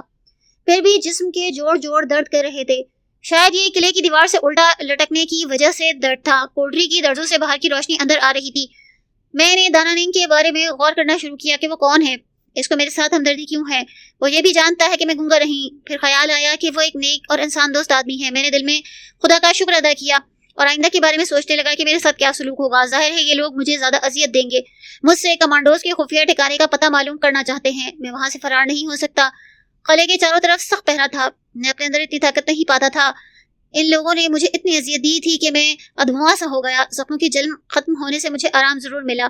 ریحان میرے ساتھ ہوتا تو شاید ہم فرار کی کوئی اسکیم سوچتے. میں اکیلا تھا, بے بس تھا, کسی سے مشورہ نہیں لے سکتا تھا. ایک امید تھی کہ دانا ننگ سے دوبارہ ملاقات ہوگی تو اس سے مدد مانگنے کی کوشش کروں گا.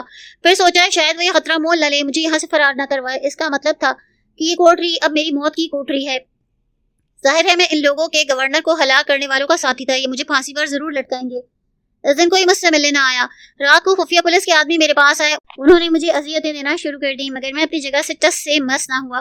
گونگا بنا گونگا کرتا اور شور مچاتا رہا. اب یہ لوگ مجھ سے تنگ آ گئے تھے. مجھے ایسا لگا کہ اب وہ مجھ پر آخری وار کرنے والے ہیں. چنانچہ اگلے روز مجھے قلعے کی کوٹری سے نکال کر تہہ خانے کی پھانسی کی کوٹری میں بند کر دیا. ایک انسپکٹر نے آ کے بتایا کل رات مجھے پھانسی کے تختے پر چڑھا دیا جائے گا. ایک بار تو میرے پیروں تلے سے زمین نکل گئی, کیونکہ میں جانتا تھا یہ لوگ سچ مچ مجھے پھانسی پر چڑھا دیں گے, میرے ساتھ یہی سلوک کریں گے. دوپہر کو ایک آدمی آیا, میرے گلے کا ناپ لینے لگا. وہ نفرت سے انگریزی میں بول رہا تھا, نقلی گونگے, میں تمہارے گلے میں ڈالنے والے پھانسی کے پھندے کا ناپ لے رہا ہوں. کل آدھی رات کے بعد تمہارے گلے میں پھندا ڈال کر تمہیں پھانسی پر میں ہی لٹکاؤں گا. رات کو مجھے دودھ اور دلیا کھانے کو دیا گیا. پھر جیل کے 3 آدمی آئے. انہوں نے میرا وزن کیا, بلڈ پریشر دیکھا. جاتے ہوئے ایک افسر نے میری طرف گھور کر دیکھا اور کہا, اپنے خدا سے آخری دعا مانگ لو, یہ تمہاری آخری رات ہے. کل رات اسی وقت تمہیں پھانسی کے کنویں میں لٹکا کر پھانسی دے دی جائے گی. یہ کہہ کر وہ چلے گئے. پہلے میرا خیال تھا شاید یہ لوگ مجھے ڈرا رہے ہیں, لیکن اب ایسا لگتا تھا انہوں نے مجھے پھانسی دینے کا فیصلہ کر لیا. ایک صفائی کرنے والا میرے تہہ خانے میں آیا. وہ نہانے کے لیے ایک بالٹی رکھ کر جانے لگا تو میں نے انگریزی میں اس سے پوچھا یہ کس لیے. اس نے کہا آخری بار نہانے کے لیے, اور وہ باہر چلا گیا. دروازہ باہر سے بند ہو گیا. میں سخت مایوس تھا. اب مجھے یقین تھا کہ کل رات مجھے پھانسی دے دی جائے گی. آپ سب لوگوں کی شکلیں میری آنکھوں کے سامنے تھی. میری آنکھوں میں آنسو تھے. دیر تک میں آپ سب کو یاد کر کے اداس رہا. پھر ایک دم خیال آیا, زندگی اور موت تو اللہ کے ہاتھ میں ہے. اگر خدا نے میری زندگی لکھی ہے تو یہ لوگ مجھے کبھی پھانسی پر نہیں چڑھا سکتے. اس خیال نے میرے اندر ایک نیا حوصلہ اور جذبہ پیدا کیا. میں نے اپنا دھیان خدا کی طرف لگایا. رات کے 2-3 بجے کا وقت تھا. ہر طرف خاموشی چھائی تھی. مجھے نیند نہ آتی تھی, آنکھیں جل رہی تھی. میں آپ لوگوں کے بارے میں سوچ رہا تھا. پھر ریحان اور مسلمان گوریلا لیڈر جالان کے بارے میں سوچنے لگا. وہ لوگ ضرور میری مدد کو آئیں گے. اتنے میں باہر کھٹکا. دروازے کے باہر کوئی آدمی بھاری بھاری قدموں سے چل کر آیا اور پہرے دار سے بڑی مدھم آواز میں باتیں کرنے لگا. میں سمجھا شاید انہوں نے ارادہ بدل دیا. کل کے بجائے مجھے آج رات پھانسی دے دیں گے. یہ چلاد آیا ہے۔ میں اٹھ کر بیٹھ گیا، دروازے میں چابی لگائی گئی، پھر ہلکی سی آواز کے ساتھ دروازہ کھلا، باہر کے بلب کی روشنی اندر آئی۔ میں نے دیکھا ایک پادری سیاہ لمبا چوغا پہنے ہاتھ میں تسبیح لیے کھڑا ہے، وہ بہت سکون سے چل کر میرے پاس آ کر کھڑا ہوا۔ پہرے دار نے دروازہ بند کیا، دروازہ بند ہوتے ہی پادری نے پیچھے گھوم کر دیکھا، پھر جھک کر آہستہ سے انگریزی میں کہا، میرے بچے، میں تمہیں یہاں سے نکالنے آیا ہوں۔ اس کے ساتھ دروازہ کھلا، پادری جلدی سے سیدھا کھڑا ہو گیا، مجھے اونچی آواز میں کہنے لگا، میرے بچے، تمہارا آخری وقت آن پہنچا ہے۔ میں جانتا ہوں کہ تم گونگے ہو، مجھے یہی بتایا گیا ہے۔ یہاں کے عیسائی طریقے کے مطابق موت سے پہلے آخری دعا میں پڑھانے آیا ہوں۔ پھر اس نے آنکھیں بند کر لی، اونچی آواز میں بائبل سے یاد کی ہوئی دعا پڑھنے لگا۔ پہرے دار خاموش دروازے میں مشین گن لیے کھڑا رہا۔ اچانک پادری نے پہرے دار کی طرف دیکھ کر کہا، میں مشین گن کے سائے میں دعا نہیں مانگ سکتا، تم یہاں سے باہر جاؤ، بیچارہ اس تہہ خانے سے بھاگ نہیں جائے گا۔ پہرے دار نے سر کھجایا، پھر باہر نکل کر دروازہ بند کر دیا۔ پادری اب میری طرف نیچے جھکا نہیں بلکہ وہاں کھڑا رہا اور آہستہ آہستہ بولا، میرے بچے، مجھے جالانگ اور تمہارے دوست ریحان نے بھیجا ہے، فکر نہ کرو، میں تمہیں یہاں سے نکال کر لے جاؤں گا۔ میں جانتا ہوں تم گونگے بہرے نہیں۔ میں نے دھیمی آواز سے کہا، سر آپ مجھے کیسے نکالیں گے؟ باہر تو پہرا لگا ہے۔ دل میں تو میں بہت خوش تھا کہ آخر جالانگ اور ریحان نے میری مدد کے لیے ایک آدمی کو پادری کی بھیس میں بھیجا۔ اب وہاں سے نکلنا یا نہ نکلنا قسمت کی بات تھی۔ پادری نے ایک ہاتھ چوہے کے اندر ڈال کر لمبا ریوالور نکالا، جس کے آگے کوئی سائلنسر لگا ہوا تھا، جس کی وجہ سے گولی چلنے کی آواز بہت کم ہو جاتی ہے۔ جب گولی فائر ہوتی ہے تو صرف ٹک کی آواز آتی ہے۔ ریوالور پادری نے چوہے کی اوٹ میں کیا اور پہرے دار کو آواز دی۔ پہرے دار جلدی سے اندر آیا، مشین گن اس کے ہاتھ میں تھی۔ پادری نے کہا، اس بدنصیب پھانسی بانے والے کو اٹھا کر کھڑا کرو، بھائی، موت کے خوف سے اس کی ٹانگیں کانپ رہی ہیں۔ پہرے دار نے کرخت لہجے میں کہا، فادر، اس کو بیٹھے بیٹھے ہی دعا کروا دو۔ پادری نے غصے سے کہا، نہیں، میں ایسا نہیں کر سکتا، اس کی زندگی کی آخری دعا ہے، تمام رسمیں پوری کرنی ہوں گی۔ پہرے دار نے مشین گن ایک ہاتھ میں تھام رکھی تھی، دوسرے ہاتھ سے مجھے اٹھانے کے لیے جھکا۔ اس وقت پادری نے چوغے سے ریوالور کی لمبی نال باہر نکالی اور ٹھک کی آواز کے ساتھ ایک نیلا شعلہ لپکا۔ پہرے دار اچھل کر منہ کے بل میرے اوپر گرا۔ اس نے جلدی سے میں نے اسے پیچھے دھکا دیا، گولی اس کے دماغ کے پار ہو گئی تھی۔ پادری نے کہا، اس کی وردی پہنو، جلدی کرو، وقت بہت کم ہے۔ میرے اندر پھرتی بھر گئی۔ میں نے 1 منٹ کے اندر اپنے کپڑے اتار کر پہرے دار کی نیلی وردی پہنی، فوجی ٹوپی اپنے سر پر پہنی، مشین گن ہاتھ پہ تھام لی۔ پادری نے کہا، میرے پیچھے پیچھے آ جاؤ۔ ہم پھانسی کی کوٹری سے باہر نکلے، دروازہ بند کیا۔ پادری آگے آگے تھا، میں ذرا پیچھے ہو کر چل رہا تھا۔ اس نے کہا، اپنا چہرہ اوپر مت اٹھانا۔ رات کے 3 بج رہے تھے۔ قلعے میں سوائے پہرا دینے والے سپاہیوں کے باقی سب گہری نیند سو رہے تھے، مگر قلعے کے بڑے دروازے پر پوری گارڈ پہرا دے رہی تھی، وہاں سے نکلنا ناممکن بات تھی۔ میں نے پادری سے کہا، ہم کہاں سے نکلیں گے؟ اس نے ہونٹوں پر انگلی رکھ کر کہا، خاموش رہو، بولو مت۔ میں خاموش ہو گیا۔ ہم تہہ خانے کی سیڑھیاں چڑھنے لگے، وہاں اندھیرا تھا، اوپر دروازے پر بلب روشن تھا، وہاں ایک پہرے دار کھڑا تھا، اس کے ہاتھ میں رائفل تھی۔ پادری نے میرے کان میں کہا، تم اپنا ہاتھ میرے کندھے پر رکھ کر بیمار بن جاؤ اور بولنا ہرگز نہیں۔ میں نے ایسا ہی کیا۔ اس پہرے دار کے قریب آئے تو اس نے فلپائنی زبان میں پادری سے پوچھا، گارڈ کہاں جا رہا ہے؟ پادری نے کہا، اس کی طبیعت خراب ہے، اس کی جگہ دوسرا آدمی آئے گا، یہ قلعے کے اسپتال میں۔ پہرے دار نے جھک کر مجھے دیکھا، مجھے پہچان لیا۔ وہ چیخ کر شور مچانے لگا کہ مجھے ایک بار پھر ٹھک کی آواز آئی۔ دوسرے لمحے اس کا جسم اکٹھا ہو کر نیچے گر پڑا۔ پادری نے اس کے جسم کو گھسیٹ کر سیڑھیوں سے نیچے پھینک دیا اور مجھے کہنے لگا، تیز تیز چلو میرے ساتھ۔ ہم جلدی جلدی قدم اٹھاتے قلعے کی گول پتھریلی سیڑھیاں چڑھ کر قلعے کی سب سے اوپر والی چھت پر آئے۔ یہ وہ جگہ تھی جہاں مجھے سب سے پہلے کوٹری میں قید کیا گیا۔ آسمان پر تارے نکلے تھے، ٹھنڈی ہوا چل رہی تھی، سمندر کی لہروں کی آواز آتی تھی۔ چھت پر اندھیرا تھا۔ پادری چھت کے کنارے 3 فٹ اونچی دیوار کے ساتھ چلتا، کونے پر بنی گول بارادری میں آیا۔ اندھیرے میں کالا چوغا پہنے وہ چلتا مجھے کوئی ڈریکولا لگ رہا تھا۔ بارادری میں آتے ہی اس نے اپنا کالا چوغا اتار کر قلعے کی فصیل کے نیچے پھینک دیا۔ نیچے کافی گہرائی میں سمندر کی موجیں نوکیلی چٹانوں سے ٹکرا رہی تھی، ان کا شور اوپر تک آتا تھا۔ پادری نے اپنی کمر کے گرد لپٹی رسی کی سیڑھی اتار کر بارادری کے ستون سے باندھی، اسے فصیل سے نیچے لٹکایا، پھر بولا، میرے پیچھے پیچھے نیچے اتر آؤ، جلدی کرو، دیر نہ کرنا۔ وہ سیڑھی پر پاؤں رکھ کر نیچے اترنے لگا۔ اندھیرے میں سمندر کی جھاگ اڑاتی موجوں کا شور تھا۔ رسی کی سیڑھی پادری کے اترنے کی وجہ سے قلعے کی دیوار کے ساتھ لگ گئی۔ پادری کی نیچے سے آواز آئی، کیا سوچ رہے ہو؟ کیا پھانسی چڑھنے کا پروگرام ہے؟ میں نے خدا کا نام لیا، سیڑھی اترنا شروع کی۔ قلعے کی دیوار کافی اونچی تھی، ہم سنبھل کر اتر رہے تھے۔ جو نیچے آتے تھے سمندر کی موجوں کا شور زیادہ ہوتا، بڑی بڑی سمندر کی موجیں پوری رفتار سے چٹانوں سے آگے دھاڑ دھاڑ ٹکراتی، پانی کی پھوار ہم پر پڑتی۔ زمین پاؤں پر لگتے ہی پادری نے مجھے بازو سے ایک طرف کھینچ لیا اور کہا، اس طرف آؤ۔ وہ چٹانوں کے درمیان تیز تیز چلنے لگا۔ میں نے ابھی تک پہرے دار کی وردی پہن رکھی تھی، مشین گن میرے ہاتھ میں تھی۔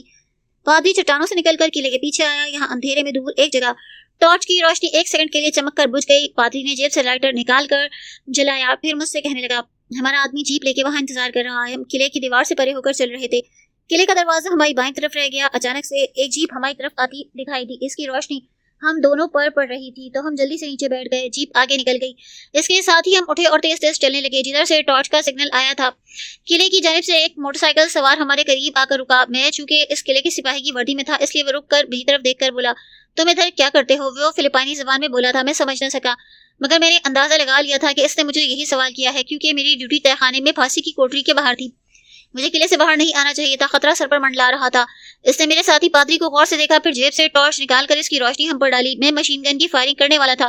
پادری نے ریوالور نکال کر اس پر تانا اور غرایا, ہاتھ اوپر اٹھاؤ نہیں تو گولی مار دوں گا. اس کے ساتھ ہی پادری آگے بڑھا.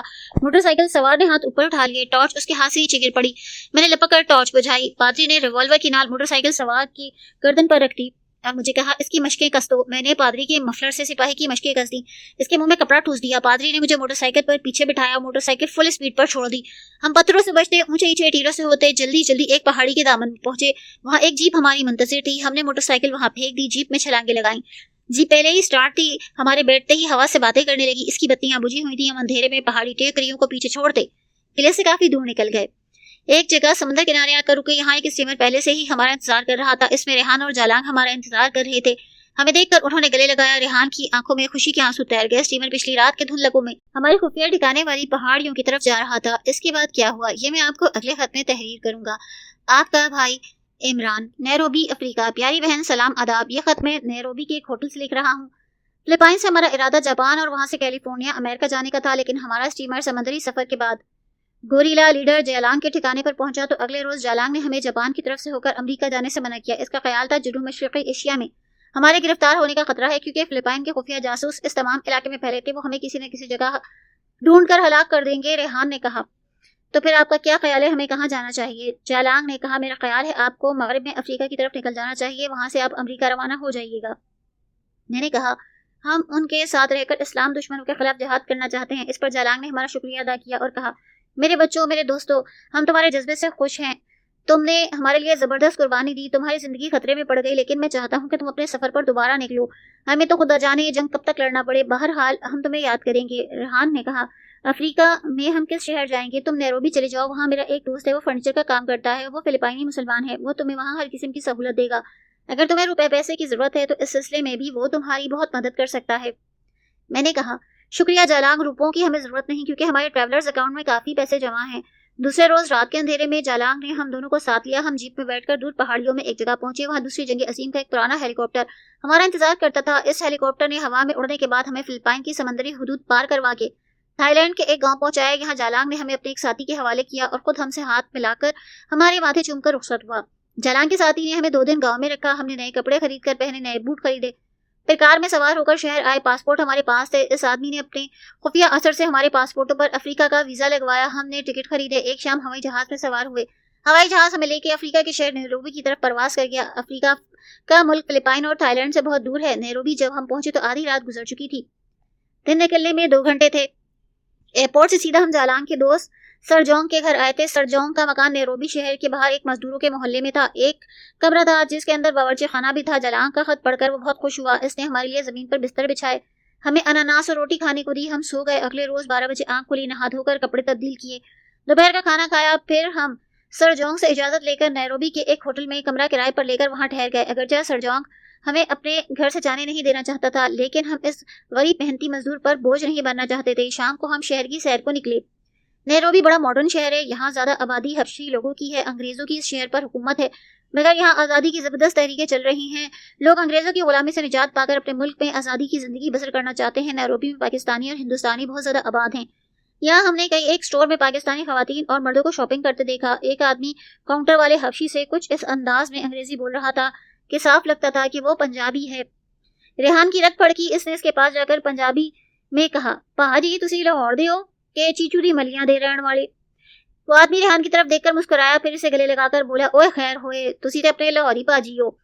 اس نے ہمیں اپنے گھر آنے کی دعوت دی. اس کا گھر اس شہر کے گنجان محلے میں تھا. بہت اچھا فلیٹ تھا. Fridge, D freezer, A C, V C R, colour T V اور تمام دوسری چیزیں اس کے گھر میں موجود تھیں. وہ لاہور موچی دروازے کا رہنے والا تھا. نیروبی میں قالینوں کا کام کرتا. اس نے ہمیں اپنی بیوی سے ملایا. وہ خاص لاہوری عورت تھی. ہمیں اس نے سری پائے اور گجریلا پکا کر کھلایا. ایک مدت کے بعد یہ چیزیں کھا کر ہمیں یوں لگا جیسے ہم اپنے گھر میں ہوں.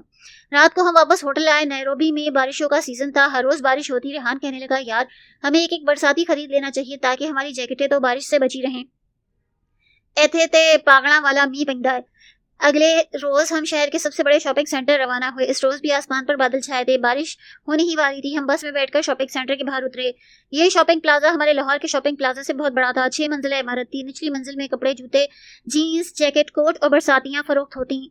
شاپنگ پلازا میں لوگ خریداری کر رہے تھے، زیادہ تر حبشی عورتیں اور مرد تھے۔ ہم نے ایک جگہ برساتیاں دیکھی، یہ بڑی پتلی اور نازک تھیں جو ہمارے ایڈونچرس سفر میں کام نہ آتی۔ ہم نے کاؤنٹر پر کھڑی حبشی لڑکی سے کہا ہمیں ذرا مضبوط برساتیاں چاہیے۔ اس نے مسکرا کر کہا آپ ایسا کریں کہ ادھر سے ہو کر نیچے سیڑھیاں اتریں، نیچے تہ خانے میں جہاں وہاں دوسری قسم کی برساتیاں الماریوں میں بھری ہیں، جو چاہے پسند کر لیں۔ ہم سیڑھیاں اترے تو سامنے دروازہ تھا، وہاں ایک بوڑھا حبشی بیٹھا اونگ رہا تھا، یہ چوکیدار تھا۔ اس نے آنکھیں کھول کر ہمیں دیکھا۔ جب ہم نے اس سے کہا کہ ہمیں کاؤنٹر گرل نے نیچے برساتی دیکھنے بھیجا ہے تو اس نے پھر آنکھیں بند کر لی۔ ہم دروازہ کھول کر تہ خانے میں داخل ہوئے۔ یہاں دیواروں کے ساتھ اونچی اونچی الماریاں لگی ہوئی تھیں جو کہ برساتیوں سے بھری بڑی تھیں۔ یہ لوگ برساتیاں دوسرے ملکوں کو سپلائی کرتے۔ ہم نے برساتیاں دیکھنا شروع کی۔ یہ مضبوط اور اعلیٰ قسم کے موم جامے کی بنی برساتیاں تھیں۔ برساتیاں دیکھتے دیکھتے ہم تہ خانے میں اس آخری الماری تک پہنچے۔ یہ ساری کی ساری اعلیٰ قسم کی برساتیاں تھیں۔ سمجھ میں نہیں آتا تھا کون سی پسند کریں کون سی ناپسند کریں۔ دیوار جہاں ختم ہوتی وہاں ایک لوہے کا دروازہ تھا۔ دروازہ ایسا تھا جیسا بینکوں کے سیفٹی ڈپازٹ والیٹ کی دیوار میں لگا ہوتا ہے۔ یہ کافی موٹا اور بھاری دروازہ تھا، تجوری کی طرح لگتا تھا۔ ریحان کی جاسوسی کی رگ پھڑکی، کہنے لگا اس دروازے کی دوسری طرف کوئی خفیہ جگہ ہے، معلوم کرنا چاہیے، کہیں یہ لوگ جعلی سکے تو نہیں بناتے۔ میں نے مسکرا کر کہا جاسوس صاحب 007 بننے کی کوشش نہ کرو۔ لیکن اس دوران میں ریحان نے آگے بڑھ کر دروازے کی ہتھی کو ذرا گھمایا، وہ کھل گیا۔ اندر سے بڑی ہوا آئی، ایک دھیما سا بلب چل رہا تھا۔ یہ ایک سرنگ تھی۔ میرے اندر جھانکا، یار یہاں تو بڑی ٹھنڈک ہے، اس لیے تو کہتا ہوں اندر آ جاؤ، یہاں کچھ دال میں کالا کالا ہے۔ میں نے ہاتھ جوڑ کر کہا خدا کے لیے دال میں کالا کالا دیکھنا چھوڑ دو بڑی بوائے۔ ریحان ہنس پڑا۔ ہم سرنگ میں آئے۔ بلب کی دھیمی روشنی میں ہم نے دیکھا کہ چھت نیچے تھی، اینٹوں کی محرابیں بنی تھی۔ یہاں دیوار کے ساتھ بڑے بڑے لکڑی کے ڈرم تھے جو موم جامے کے تھانوں سے بھرے تھے۔ میں نے کہا مسٹر ریحان یہاں کچھ نہیں، ویسے بھی ہمیں بغیر اجازت یہاں نہیں آنا چاہیے تھا، چلو باہر چلتے ہیں۔ ریحان بولا پھر کیا ہوا؟ ہم یہاں سے کچھ اٹھا کر تو نہیں لے جاتے، ذرا جاسوسی ہی تو کر رہے ہیں۔ اندر موم جاموں کی بو پھیلی تھی، فرش پکا تھا، لوہے کے کئی ایک بیلچے اور لکڑی کے خالی کھوکھے پڑے ہوئے تھے۔ ٹھنڈی ٹھنڈی ہوا کسی طرف سے برابر آ رہی تھی۔ لوہے کی سرنگ کا دروازہ ذرا سا کھلا تھا جس کی وجہ سے ہوا کا زور بڑھ گیا اور ہوا کا ایک جھونکا ایسا آیا کہ دروازہ اپنے آپ بند ہو گیا۔ میرا ماتھا ٹھنکا۔ میں نے دروازے کی طرف دیکھ کر کہا ریحان دروازہ بند ہو گیا۔ وہ ایک ڈرم میں موم جامے کے تھانوں کو الٹتے پلٹتے ہوئے بولا پھر کیا ہوا یار، کھول لیں گے دروازے کو، مگر میری چھٹی حس کہتی تھی ہم کسی انجانے خطرے میں گر گئے ہیں۔ میں دروازے کی طرف بڑھا، اس کا ہینڈل گھما کر دیکھا، وہ پتھر کی طرح سخت تھا۔ میں نے لاکھ کوشش کی، دروازہ نہ کھلا۔ میں نے گھبرا کر ریحان کو آواز دی، میں نے اسے بتایا کہ دروازہ نہیں کھل رہا۔ اس نے بھی کوشش کی لیکن شاید دروازہ آٹومیٹک تھا اور زور سے بند ہونے کی وجہ سے اس کا آٹومیٹک تالا لگ گیا۔ اب وہ اپنی جگہ سے نہیں ہل رہا تھا۔ اب تو ریحان پریشان ہوا۔ وہ ایک پرانا ہتھوڑا اٹھا لایا، ہتھوڑا دروازے پر مارا مگر دروازے پر اثر نہ ہوا۔ وہ بڑے پکے فولاد کا بنا تھا، شاید کسی زمانے میں شاپنگ سینٹر کے مالک نے یہاں اپنی قیمتی چیزیں رکھی ہوں گی۔ اب وہاں کاٹ کباڑ پڑا تھا لیکن دروازہ ویسے ہی مضبوط تھا۔ ہم نے دروازے پر زور زور سے ہتھوڑے برسائے، شاید دوسری جانب تہ خانے کے باہر بیٹھے بوڑھے حبشی تک ہماری آواز پہنچے مگر ہمارا دروازہ توڑنے کی کوشش سرنگ کے اندر گونج کے رہ گئی۔ شاید وہ حبشی بوڑھا سو گیا یا وہاں سے چلا گیا۔ ہم شاپنگ پلازا کے اس تہ خانے والی سرنگ میں پھنس گئے۔ ہمیں فکر ہوئی کہ اگر یہاں سے ہم نہ نکل سکے تو کیا ہوگا۔ سوچا ہو سکتا ہے کاؤنٹر گرل کو ہمارا خیال آئے، وہ ہماری تلاش میں تہ خانے میں آئے، مگر یہ ضروری نہ تھا کہ وہ سرنگ کا دروازہ کھول کر دیکھے کیونکہ اس کے تو وہم میں بھی یہ بات نہ تھی کہ ہم سرنگ میں قید ہو جائیں گے۔ ہم دروازے کو باری باری پیٹتے رہے، شاید کوئی آواز سن لے مگر کسی کو خبر نہ ہوئی۔ ہم ہتھوڑے چلا چلا کر تھک گئے، دروازے پر کوئی اثر نہ ہوا۔ ہم تو جیسے کسی بڑی مضبوط اور پکی تجوری میں بند ہو گئے تھے۔ میں نے پہلے ہی ریحان کو خوب برا بھلا کہا، اسے ڈانٹا کہ اس کی وجہ سے ہم اس مصیبت میں پھنس گئے تھے۔ پہلے کہتا تھا ہمیں یہاں آنے کی کوئی ضرورت ہی نہ تھی لیکن تم پر جاسوسی کا بھوت سوار تھا، اب کر لو جاسوسی، مجھے بھی بنوایا۔ ریحان پریشان ہو گیا، کہنے لگا عمران یوں ایک دوسرے کے ساتھ لڑنے سے کچھ نہ ہوگا، بہتر ہے یہاں سے نکلنے کا کوئی دوسرا راستہ تلاش کریں۔ ہم نے ساری سرنگ دیکھ لی، ایک ایک ڈرم کے پیچھے دیکھا، وہاں کوئی اور راستہ نہ تھا۔ پہلے کہیں سے جو ٹھنڈی ہوا آتی تھی دروازہ بند ہونے کی وجہ سے وہ بھی نہ آتی، خدا جانے وہ سرنگ کی کس خفیہ سوراخ سے آتی تھی۔ سرنگ آگے سے بند تھی اور پتھروں کی دیوار تھی۔ ہم سر پکڑ کر بیٹھ گئے۔ تھوڑی دیر کے بعد دروازے پر ہتھوڑے چلانا شروع کیا، ہتھوڑے مارتے مارتے تھک گئے لیکن کسی کو ہماری آواز نہ آئی۔ وہاں باہر سے کوئی آواز آنے کا سوال ہی پیدا نہ ہوتا۔ یہ سرنگ ایک ریل گاڑی کے بڑے ڈبے جتنی تھی، آخر میں اس میں اندھیرا تھا۔ وہاں جا کے سرنگ چوڑی ہو گئی۔ یہاں لکڑی کا ایک شیلف تھا جو دیوار کے ساتھ چھت تک لگا تھا، اس میں دنیا جہان کی الا بلا چیزیں، مثلاً پرانے کپڑے، خالی ڈبیاں، روغن کے خالی ڈبے، کچھ بھرے ہوئے ڈبے، لکڑی کے بے شمار ٹکڑے، کچھ شیشے اور چینی کے ٹوٹے برتن پڑے تھے۔ ہم نے اس شیلف کو دیوار سے تھوڑا ہٹا کر دیکھا، شاید اس کے پیچھے کوئی دروازہ ہو مگر اس کے پیچھے پتھر کی دیوار تھی۔ اچانک مجھے محسوس ہوا کہ دیوار میں سے ہلکا ہلکا سیک اٹھتا ہے۔ میں نے دیوار کے پتھروں پر الٹا ہاتھ رکھا، دیوار گرم تھی۔ میں نے ریحان کو وہ دیوار دکھائی کہ شاید اس کے پیچھے کوئی تندور ہے، ریحان نے کہا۔ عمران دروازے میں جو تالا لگا ہے میرا خیال ہے آٹومیٹک بھی ہے اور ہنسوں کی مدد سے کھلتا ہے، کیوں نہ سوراخ میں کیل ڈال کر اسے کھولنے کی کوشش کریں؟ کوشش کر کے دیکھتے ہیں۔ ریحان نے ایک لمبی سی کیل شیلف کے ایک خانے سے نکالی، دروازے کی طرف چلا۔ میں دیوار کے ساتھ تھک کر ٹیک لگا کر بیٹھ گیا۔ ریحان دروازے کے سوراخ میں کیل ڈال کر گھمانے لگا۔ اس نے میری طرف دیکھ کر کہا، بڑی یہ دروازہ بھی گرم ہو رہا ہے۔ میں نے چونک کر اٹھ کر کہا۔ ریحان کے پاس جا کر میں نے اس دروازے کو ہاتھ لگا کر دیکھا، دروازہ گرم تھا۔ یہ کیا بات تھی؟ دیوار بھی گرم تھی، دروازہ بھی گرم تھا۔ ریحان نے کہا، شاید ادھر کسی نے کمرے کو گرم کرنے والا پلانٹ چلا دیا ہے، مگر یہ کیسے ہو سکتا ہے؟ یہاں گرم پلانٹ چلانے کی کیا ضرورت؟ یہ ملک تو پہلے ہی گرم ہے، پھر یہ دروازہ کیوں گرم ہے؟ خدا جانے بھائی، میں تو سمجھتا ہوں ہمیں کسی کی نظر لگ گئی، کمبخت شاپنگ پلازا میں آتے ہی پھنس گئے۔ وہ کمبخت لڑکی، اس کو بھی ابھی تک ہمارا کوئی خیال نہ آیا یہاں آ کر کوئی دروازہ ہی کھولے۔ میں نے کہا، دروازے پر ایک بار پھر ہتھوڑا مارتے ہیں۔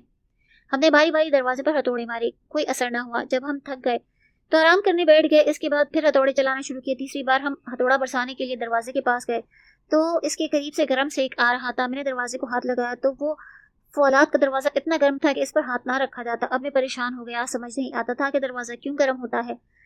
میں نے تہہ خانے کی خاموشی میں کان لگا کر کچھ سننے کی کوشش کی، پھر ایک ایسی آواز آہستہ آہستہ آنے لگی جیسے دور سمندر کی لہروں کا شور ہو۔ میں نے ریحان سے کہا، ریحان تمہارا کیا خیال ہے؟ یہ سب کچھ کیا ہے؟ یہ آواز کیسی ہے؟ ریحان نے کان لگا کر سنا۔ اب اس آواز میں کبھی کبھی کسی شے کے زور سے گرنے کی آواز آتی۔ ریحان نے کہا کہ اس کے خیال میں باہر سڑک کوٹنے والا انجن چل رہا ہے۔ یہ گرمی کس چیز کی ہے؟ ظاہر ہے سڑک کوٹنے والے انجن کی تو نہیں ہو سکتی۔ ہم اپنے اپنے اندازے لگا رہے تھے، کچھ نتیجہ نہ نکلا۔ ہتھوڑا پکڑا اور کہا، چلو آخری کوشش کر کے دیکھتے ہیں۔ ہم نے اوپر دلے دروازے کے ہینڈل پر زور زور سے ہتھوڑے مارے تو کلک کی آواز آئی۔ میں نے خوشی سے چیخ کر کہا، دروازہ کھل گیا۔ میں نے اس کے ساتھ ہی ہینڈل کو زور سے اپنی طرف کھینچا، دروازہ کھل گیا۔ لیکن دروازہ کھلتے ہی ہماری چیخیں نکل گئیں۔ باہر تہہ خانے میں آگ کے شعلے بھڑک رہے تھے، آگ نے سارے تہہ خانے کو اپنی لپیٹ میں لے لیا تھا، اب ہمارے دروازے کی طرف آ رہی تھی۔ اس کے شعلے دروازہ کھلتے ہی زبانیں ہلاتے اندر آنے لگے۔ ہم نے زور لگا کے دروازہ بند کیا، ہمارے ہوش اڑ گئے، باہر تو آگ لگی تھی، معلوم ہوتا ہے سارا شاپنگ پلازا آگ میں بھڑک رہا تھا۔ اب کیا کریں؟ کچھ نہ کچھ تو ضرور کرنا تھا، نہیں تو آگ میں بھن کر راکھ ہو جاتے۔ ریحان کہنے لگا، یہاں سے باہر جانے کا ایک ہی راستہ تھا جسے جہنم کی آگ نے بند کر دیا، اب کوئی اور راستہ نہیں، ہمیں کوئی نہ کوئی اور راستہ بنانا پڑے گا۔ ریحان میں اس طرح آگ میں جلنے کو تیار نہیں۔ ریحان بولا، آگ تھوڑی دیر میں سرنگ تک آ جائے گی، فولاد کا دروازہ اس بھیانک آگ میں پگھل جائے گا، آگ یہاں اندر آ جائے گی اور پھر اوپر کی تینوں منزلیں ہماری چھت پر آ گریں گی، چھت ہمارے اوپر ہوگی، یوں ہم دہکتی قبر میں ہمیشہ کے لیے دب کے راکھ ہو جائیں گے۔ خدا کے لیے ایسی باتیں نہ کرو بڑی بوائے، اللہ ضرور ہماری مدد کرے گا۔ ہم نے ایک بار پھر سرنگ کے تہہ خانے میں چیزوں کو الٹ پلٹ کے دیکھنا شروع کیا، شاید کہیں کوئی راہ نظر آئے۔ میں نے ریحان سے پوچھا، جو ٹھنڈی ہوا اس تہہ خانے میں آ رہی تھی وہ کہاں سے آ رہی تھی؟ معلوم کرنا چاہیے، لیکن اب تو گرم ہوا آ رہی تھی، وہ ٹھنڈی ہوا ہم کہاں سے تلاش کریں گے؟ دیواریں بہت گرم تھیں، اب ہمارے جسم بھی گرم ہونے لگے تھے، ہمیں بے حد پسینہ آ رہا تھا، ہمارے اندر آگ سے بھڑکنے والے روغن کے ڈبے اور موم جامے کے تھام تھے اور یہ سب ہماری موت کا سامان بن جاتے۔ دروازہ اب اس قدر گرم تھا کہ اس کے پاس 2 گز کے فاصلے پر بھی نہیں کھڑے ہو سکتے تھے۔ گرمی اب تپش بن گئی، ہمارے چہرے سرخ ہو گئے، پسینہ آتا تو گرمی کی وجہ سے بھاپ بن کے اڑتا۔ ریحان کا برا حال تھا، گرمی کے مارے اس کی زبان خشک تھی، وہ بار بار اسے باہر نکال کر ہونٹوں پر پھیرتا۔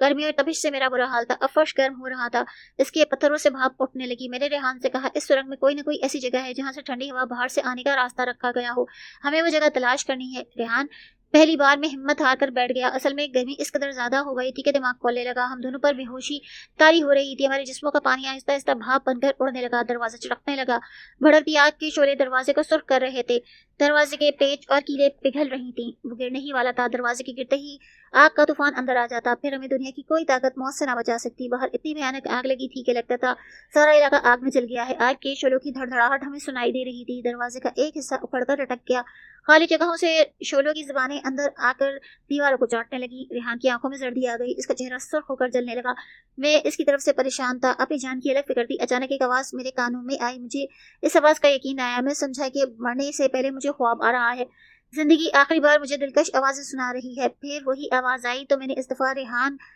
کو کہا، لکڑی کے کھوکے پر سر رکھے، وہ میری طرف مردہ نظروں سے دیکھ رہا تھا جیسے کہہ رہا ہوں، یہ آواز کیسی ہے؟ کیا ہم مر تو نہیں گئے؟ کیا ہم خواب تو نہیں دیکھ رہے؟ ہماری حالت مرے ہوئے انسانوں جیسی تھی۔ جب تیسری بار وہی آواز کان سے ٹکرائی تو میں ہوشیار ہو گیا، کیونکہ یہ آواز ٹیلی فون کی گھنٹی کی تھی، آواز دبی دبی تھی جیسے کسی الماری کے اندر سے آ رہی ہو، روشنی اور زندگی کی ایک کرن چمکی تو ہمارے اندر طاقت آئی۔ ریحان اٹھ کر بیٹھ گیا، یہ فون کہاں لگا ہے؟ ہم جلدی جلدی سے تلاش کرنے لگے، گھنٹی کی آواز چوتھی بار بجی تو ہم فون تک پہنچے، شیلف کے اندر نچلے خانے میں پرانے کپڑوں کے ڈھیر میں پڑا تھا، میں نے ریسیور اٹھایا تو دوسری طرف سے آواز آئی، میرے اللہ، یہ تو تہہ خانے میں کوئی موجود ہے، کیونکہ میرے ریسیور اٹھانے کی آواز باہر سے فون کرنے والا سمجھ گیا کہ نیچے کوئی انسان ہے۔ ہیلو، تم زندہ ہو؟ کسی نے فون پر کہا۔ میں نے کہا ہاں، ہم 2 ہیں، سرنگ میں آگ نے ہمیں اپنی لپیٹ میں لے لیا ہے، ہماری مدد کرو۔ آواز آئی، میرے خدا تم خوش قسمت ہو، میں تو تاروں کو چیک کر رہا تھا کہ آگ نیچے تک تو نہیں پہنچی، میرے تو وہم و گمان میں بھی نہ تھا کہ تہہ خانے کی سرنگ میں کوئی انسان ہوگا۔ ریحان نے چیخ کر کہا خدا کے لیے کچھ کرو، ہم آگ میں جل رہے ہیں۔ آواز آئی، آگ نے سارے شاپنگ پلازا کو اپنی لپیٹ میں لے رکھا ہے، اندر کوئی تمہارے پاس نہیں آ سکتا، ہر طرف آگ ہی آگ ہے، کئی لوگ جل کے مر گئے ہیں، بلڈنگ گرنے والی ہے، خدا کے لیے کچھ کرو، میں نے چلا کر کہا۔ آواز آئی، ٹھہرو، اس سرنگ میں ایک مین ہول ہے، گٹر کا مین ہول، اسے تلاش کرو، ہم باہر سے اسے تلاش کرتے ہیں اور تمہیں رسوں کی مدد سے اوپر کھینچ لیں گے۔ یہ گٹر بلڈنگ کے نیچے سے ہوتا ہوا اگلے چوک میں کسی جگہ نکلتا ہے، کوشش کر کے اس گٹر کے مین ہول میں اتر جاؤ، تمہارے بچنے کا یہی ایک ذریعہ ہے، ہم اسے ضرور تلاش کریں گے۔ میں نے فون بند کیا، دروازہ دھڑام سے گر پڑا اور آگ کے لاوے کی طرح پگھل کر سرنگ کے اندر آگ داخل ہونے لگی۔ پچھلی طرف ہم دوڑنے لگے، یہاں سرنگ چوڑی تھی، آگ کی وجہ سے اندر روشنی تھی، چھت کا بلب کب کا پھٹ چکا تھا۔ اس آگ کی روشنی میں ہم نے کونے کونے میں زمین میں تلاش کرنا شروع کیا۔ اچانک ہمیں زمین پر ایک لوہے کا جنگلہ نظر آیا، ہم اس پر جھک گئے، اس کے اندر سے ٹھنڈی ہوا آتی تھی۔ ریحان کہنے لگا یہی وہ مین ہول ہے، اس کا ڈھکن جام ہے۔ ہم نے لوہے کا ایک سریا لے کر اس جنگلے کے سوراخ میں پھنسایا، 2-3 بار زور لگایا تو جنگلہ اکھڑ گیا، ہم نے اسے پرے دھکیلا، نیچے اندھیرا تھا، یہ سیدھا سوراخ تھا جو ایک تنگ کنویں کی طرح تھا، آگ ہمارے قریب آ رہی تھی اور دروازہ اس کے ساتھ ہی جو موم جام کے تھانوں سے بھرا ہوا تھا اور جہاں ڈرم بھرے ہوئے تھے وہ سب بھڑک اٹھے، بس ہمارے بھسم ہونے میں 1-2 منٹ تھے۔ میں نے ریحان سے کہا میرے پیچھے پیچھے اس گٹر میں اتر جاؤ، میں نے دونوں بازو پھیلا کر اپنے آپ کو گٹر کے اندھیرے میں اتار دیا، میرے پاؤں کیچڑ میں جا لگے، گٹر کے اندر مکڑیوں کے جالے تھے، میں نے ہاتھ چھوڑ دیے، ریحان بھی میرے پیچھے گٹر میں اتر گیا، ہم بڑی مشکل سے اندر پھنس کر کھڑے تھے لیکن اوپر والی آگ کی تپش سے بچ گئے، ہلکی ہلکی ہوائیں ایک طرف سے آ رہی تھی، ریحان کے سوکھے حلق سے آواز آئی دیکھو گٹر کے آگے گٹر کس طرف کو جا رہا ہے۔ ہم کیچڑ میں بیٹھے اندھیرے میں دیوار ٹٹولنے لگے، ایک طرف سے گٹر دیوار کے اندر جا رہا تھا، وہاں سے ہلکی ہلکی آواز آتی تھی، ہم اس میں لیٹ کر رینگنے لگے۔ اس وقت تہہ خانے کی چھت دھڑام سے گر پڑی، مین ہول اوپر سے بند ہو گیا، ہم گٹر میں اترنے میں 1 منٹ کی دیر کرتے تو چھت کے ملبے کے نیچے جل بھن کے راکھ ہو جاتا۔ اس کے بعد کے حیران کر دینے والے واقعات آپ کو انشاءاللہ اگلے خط میں لکھوں گا۔ آپ کا بھائی عمران۔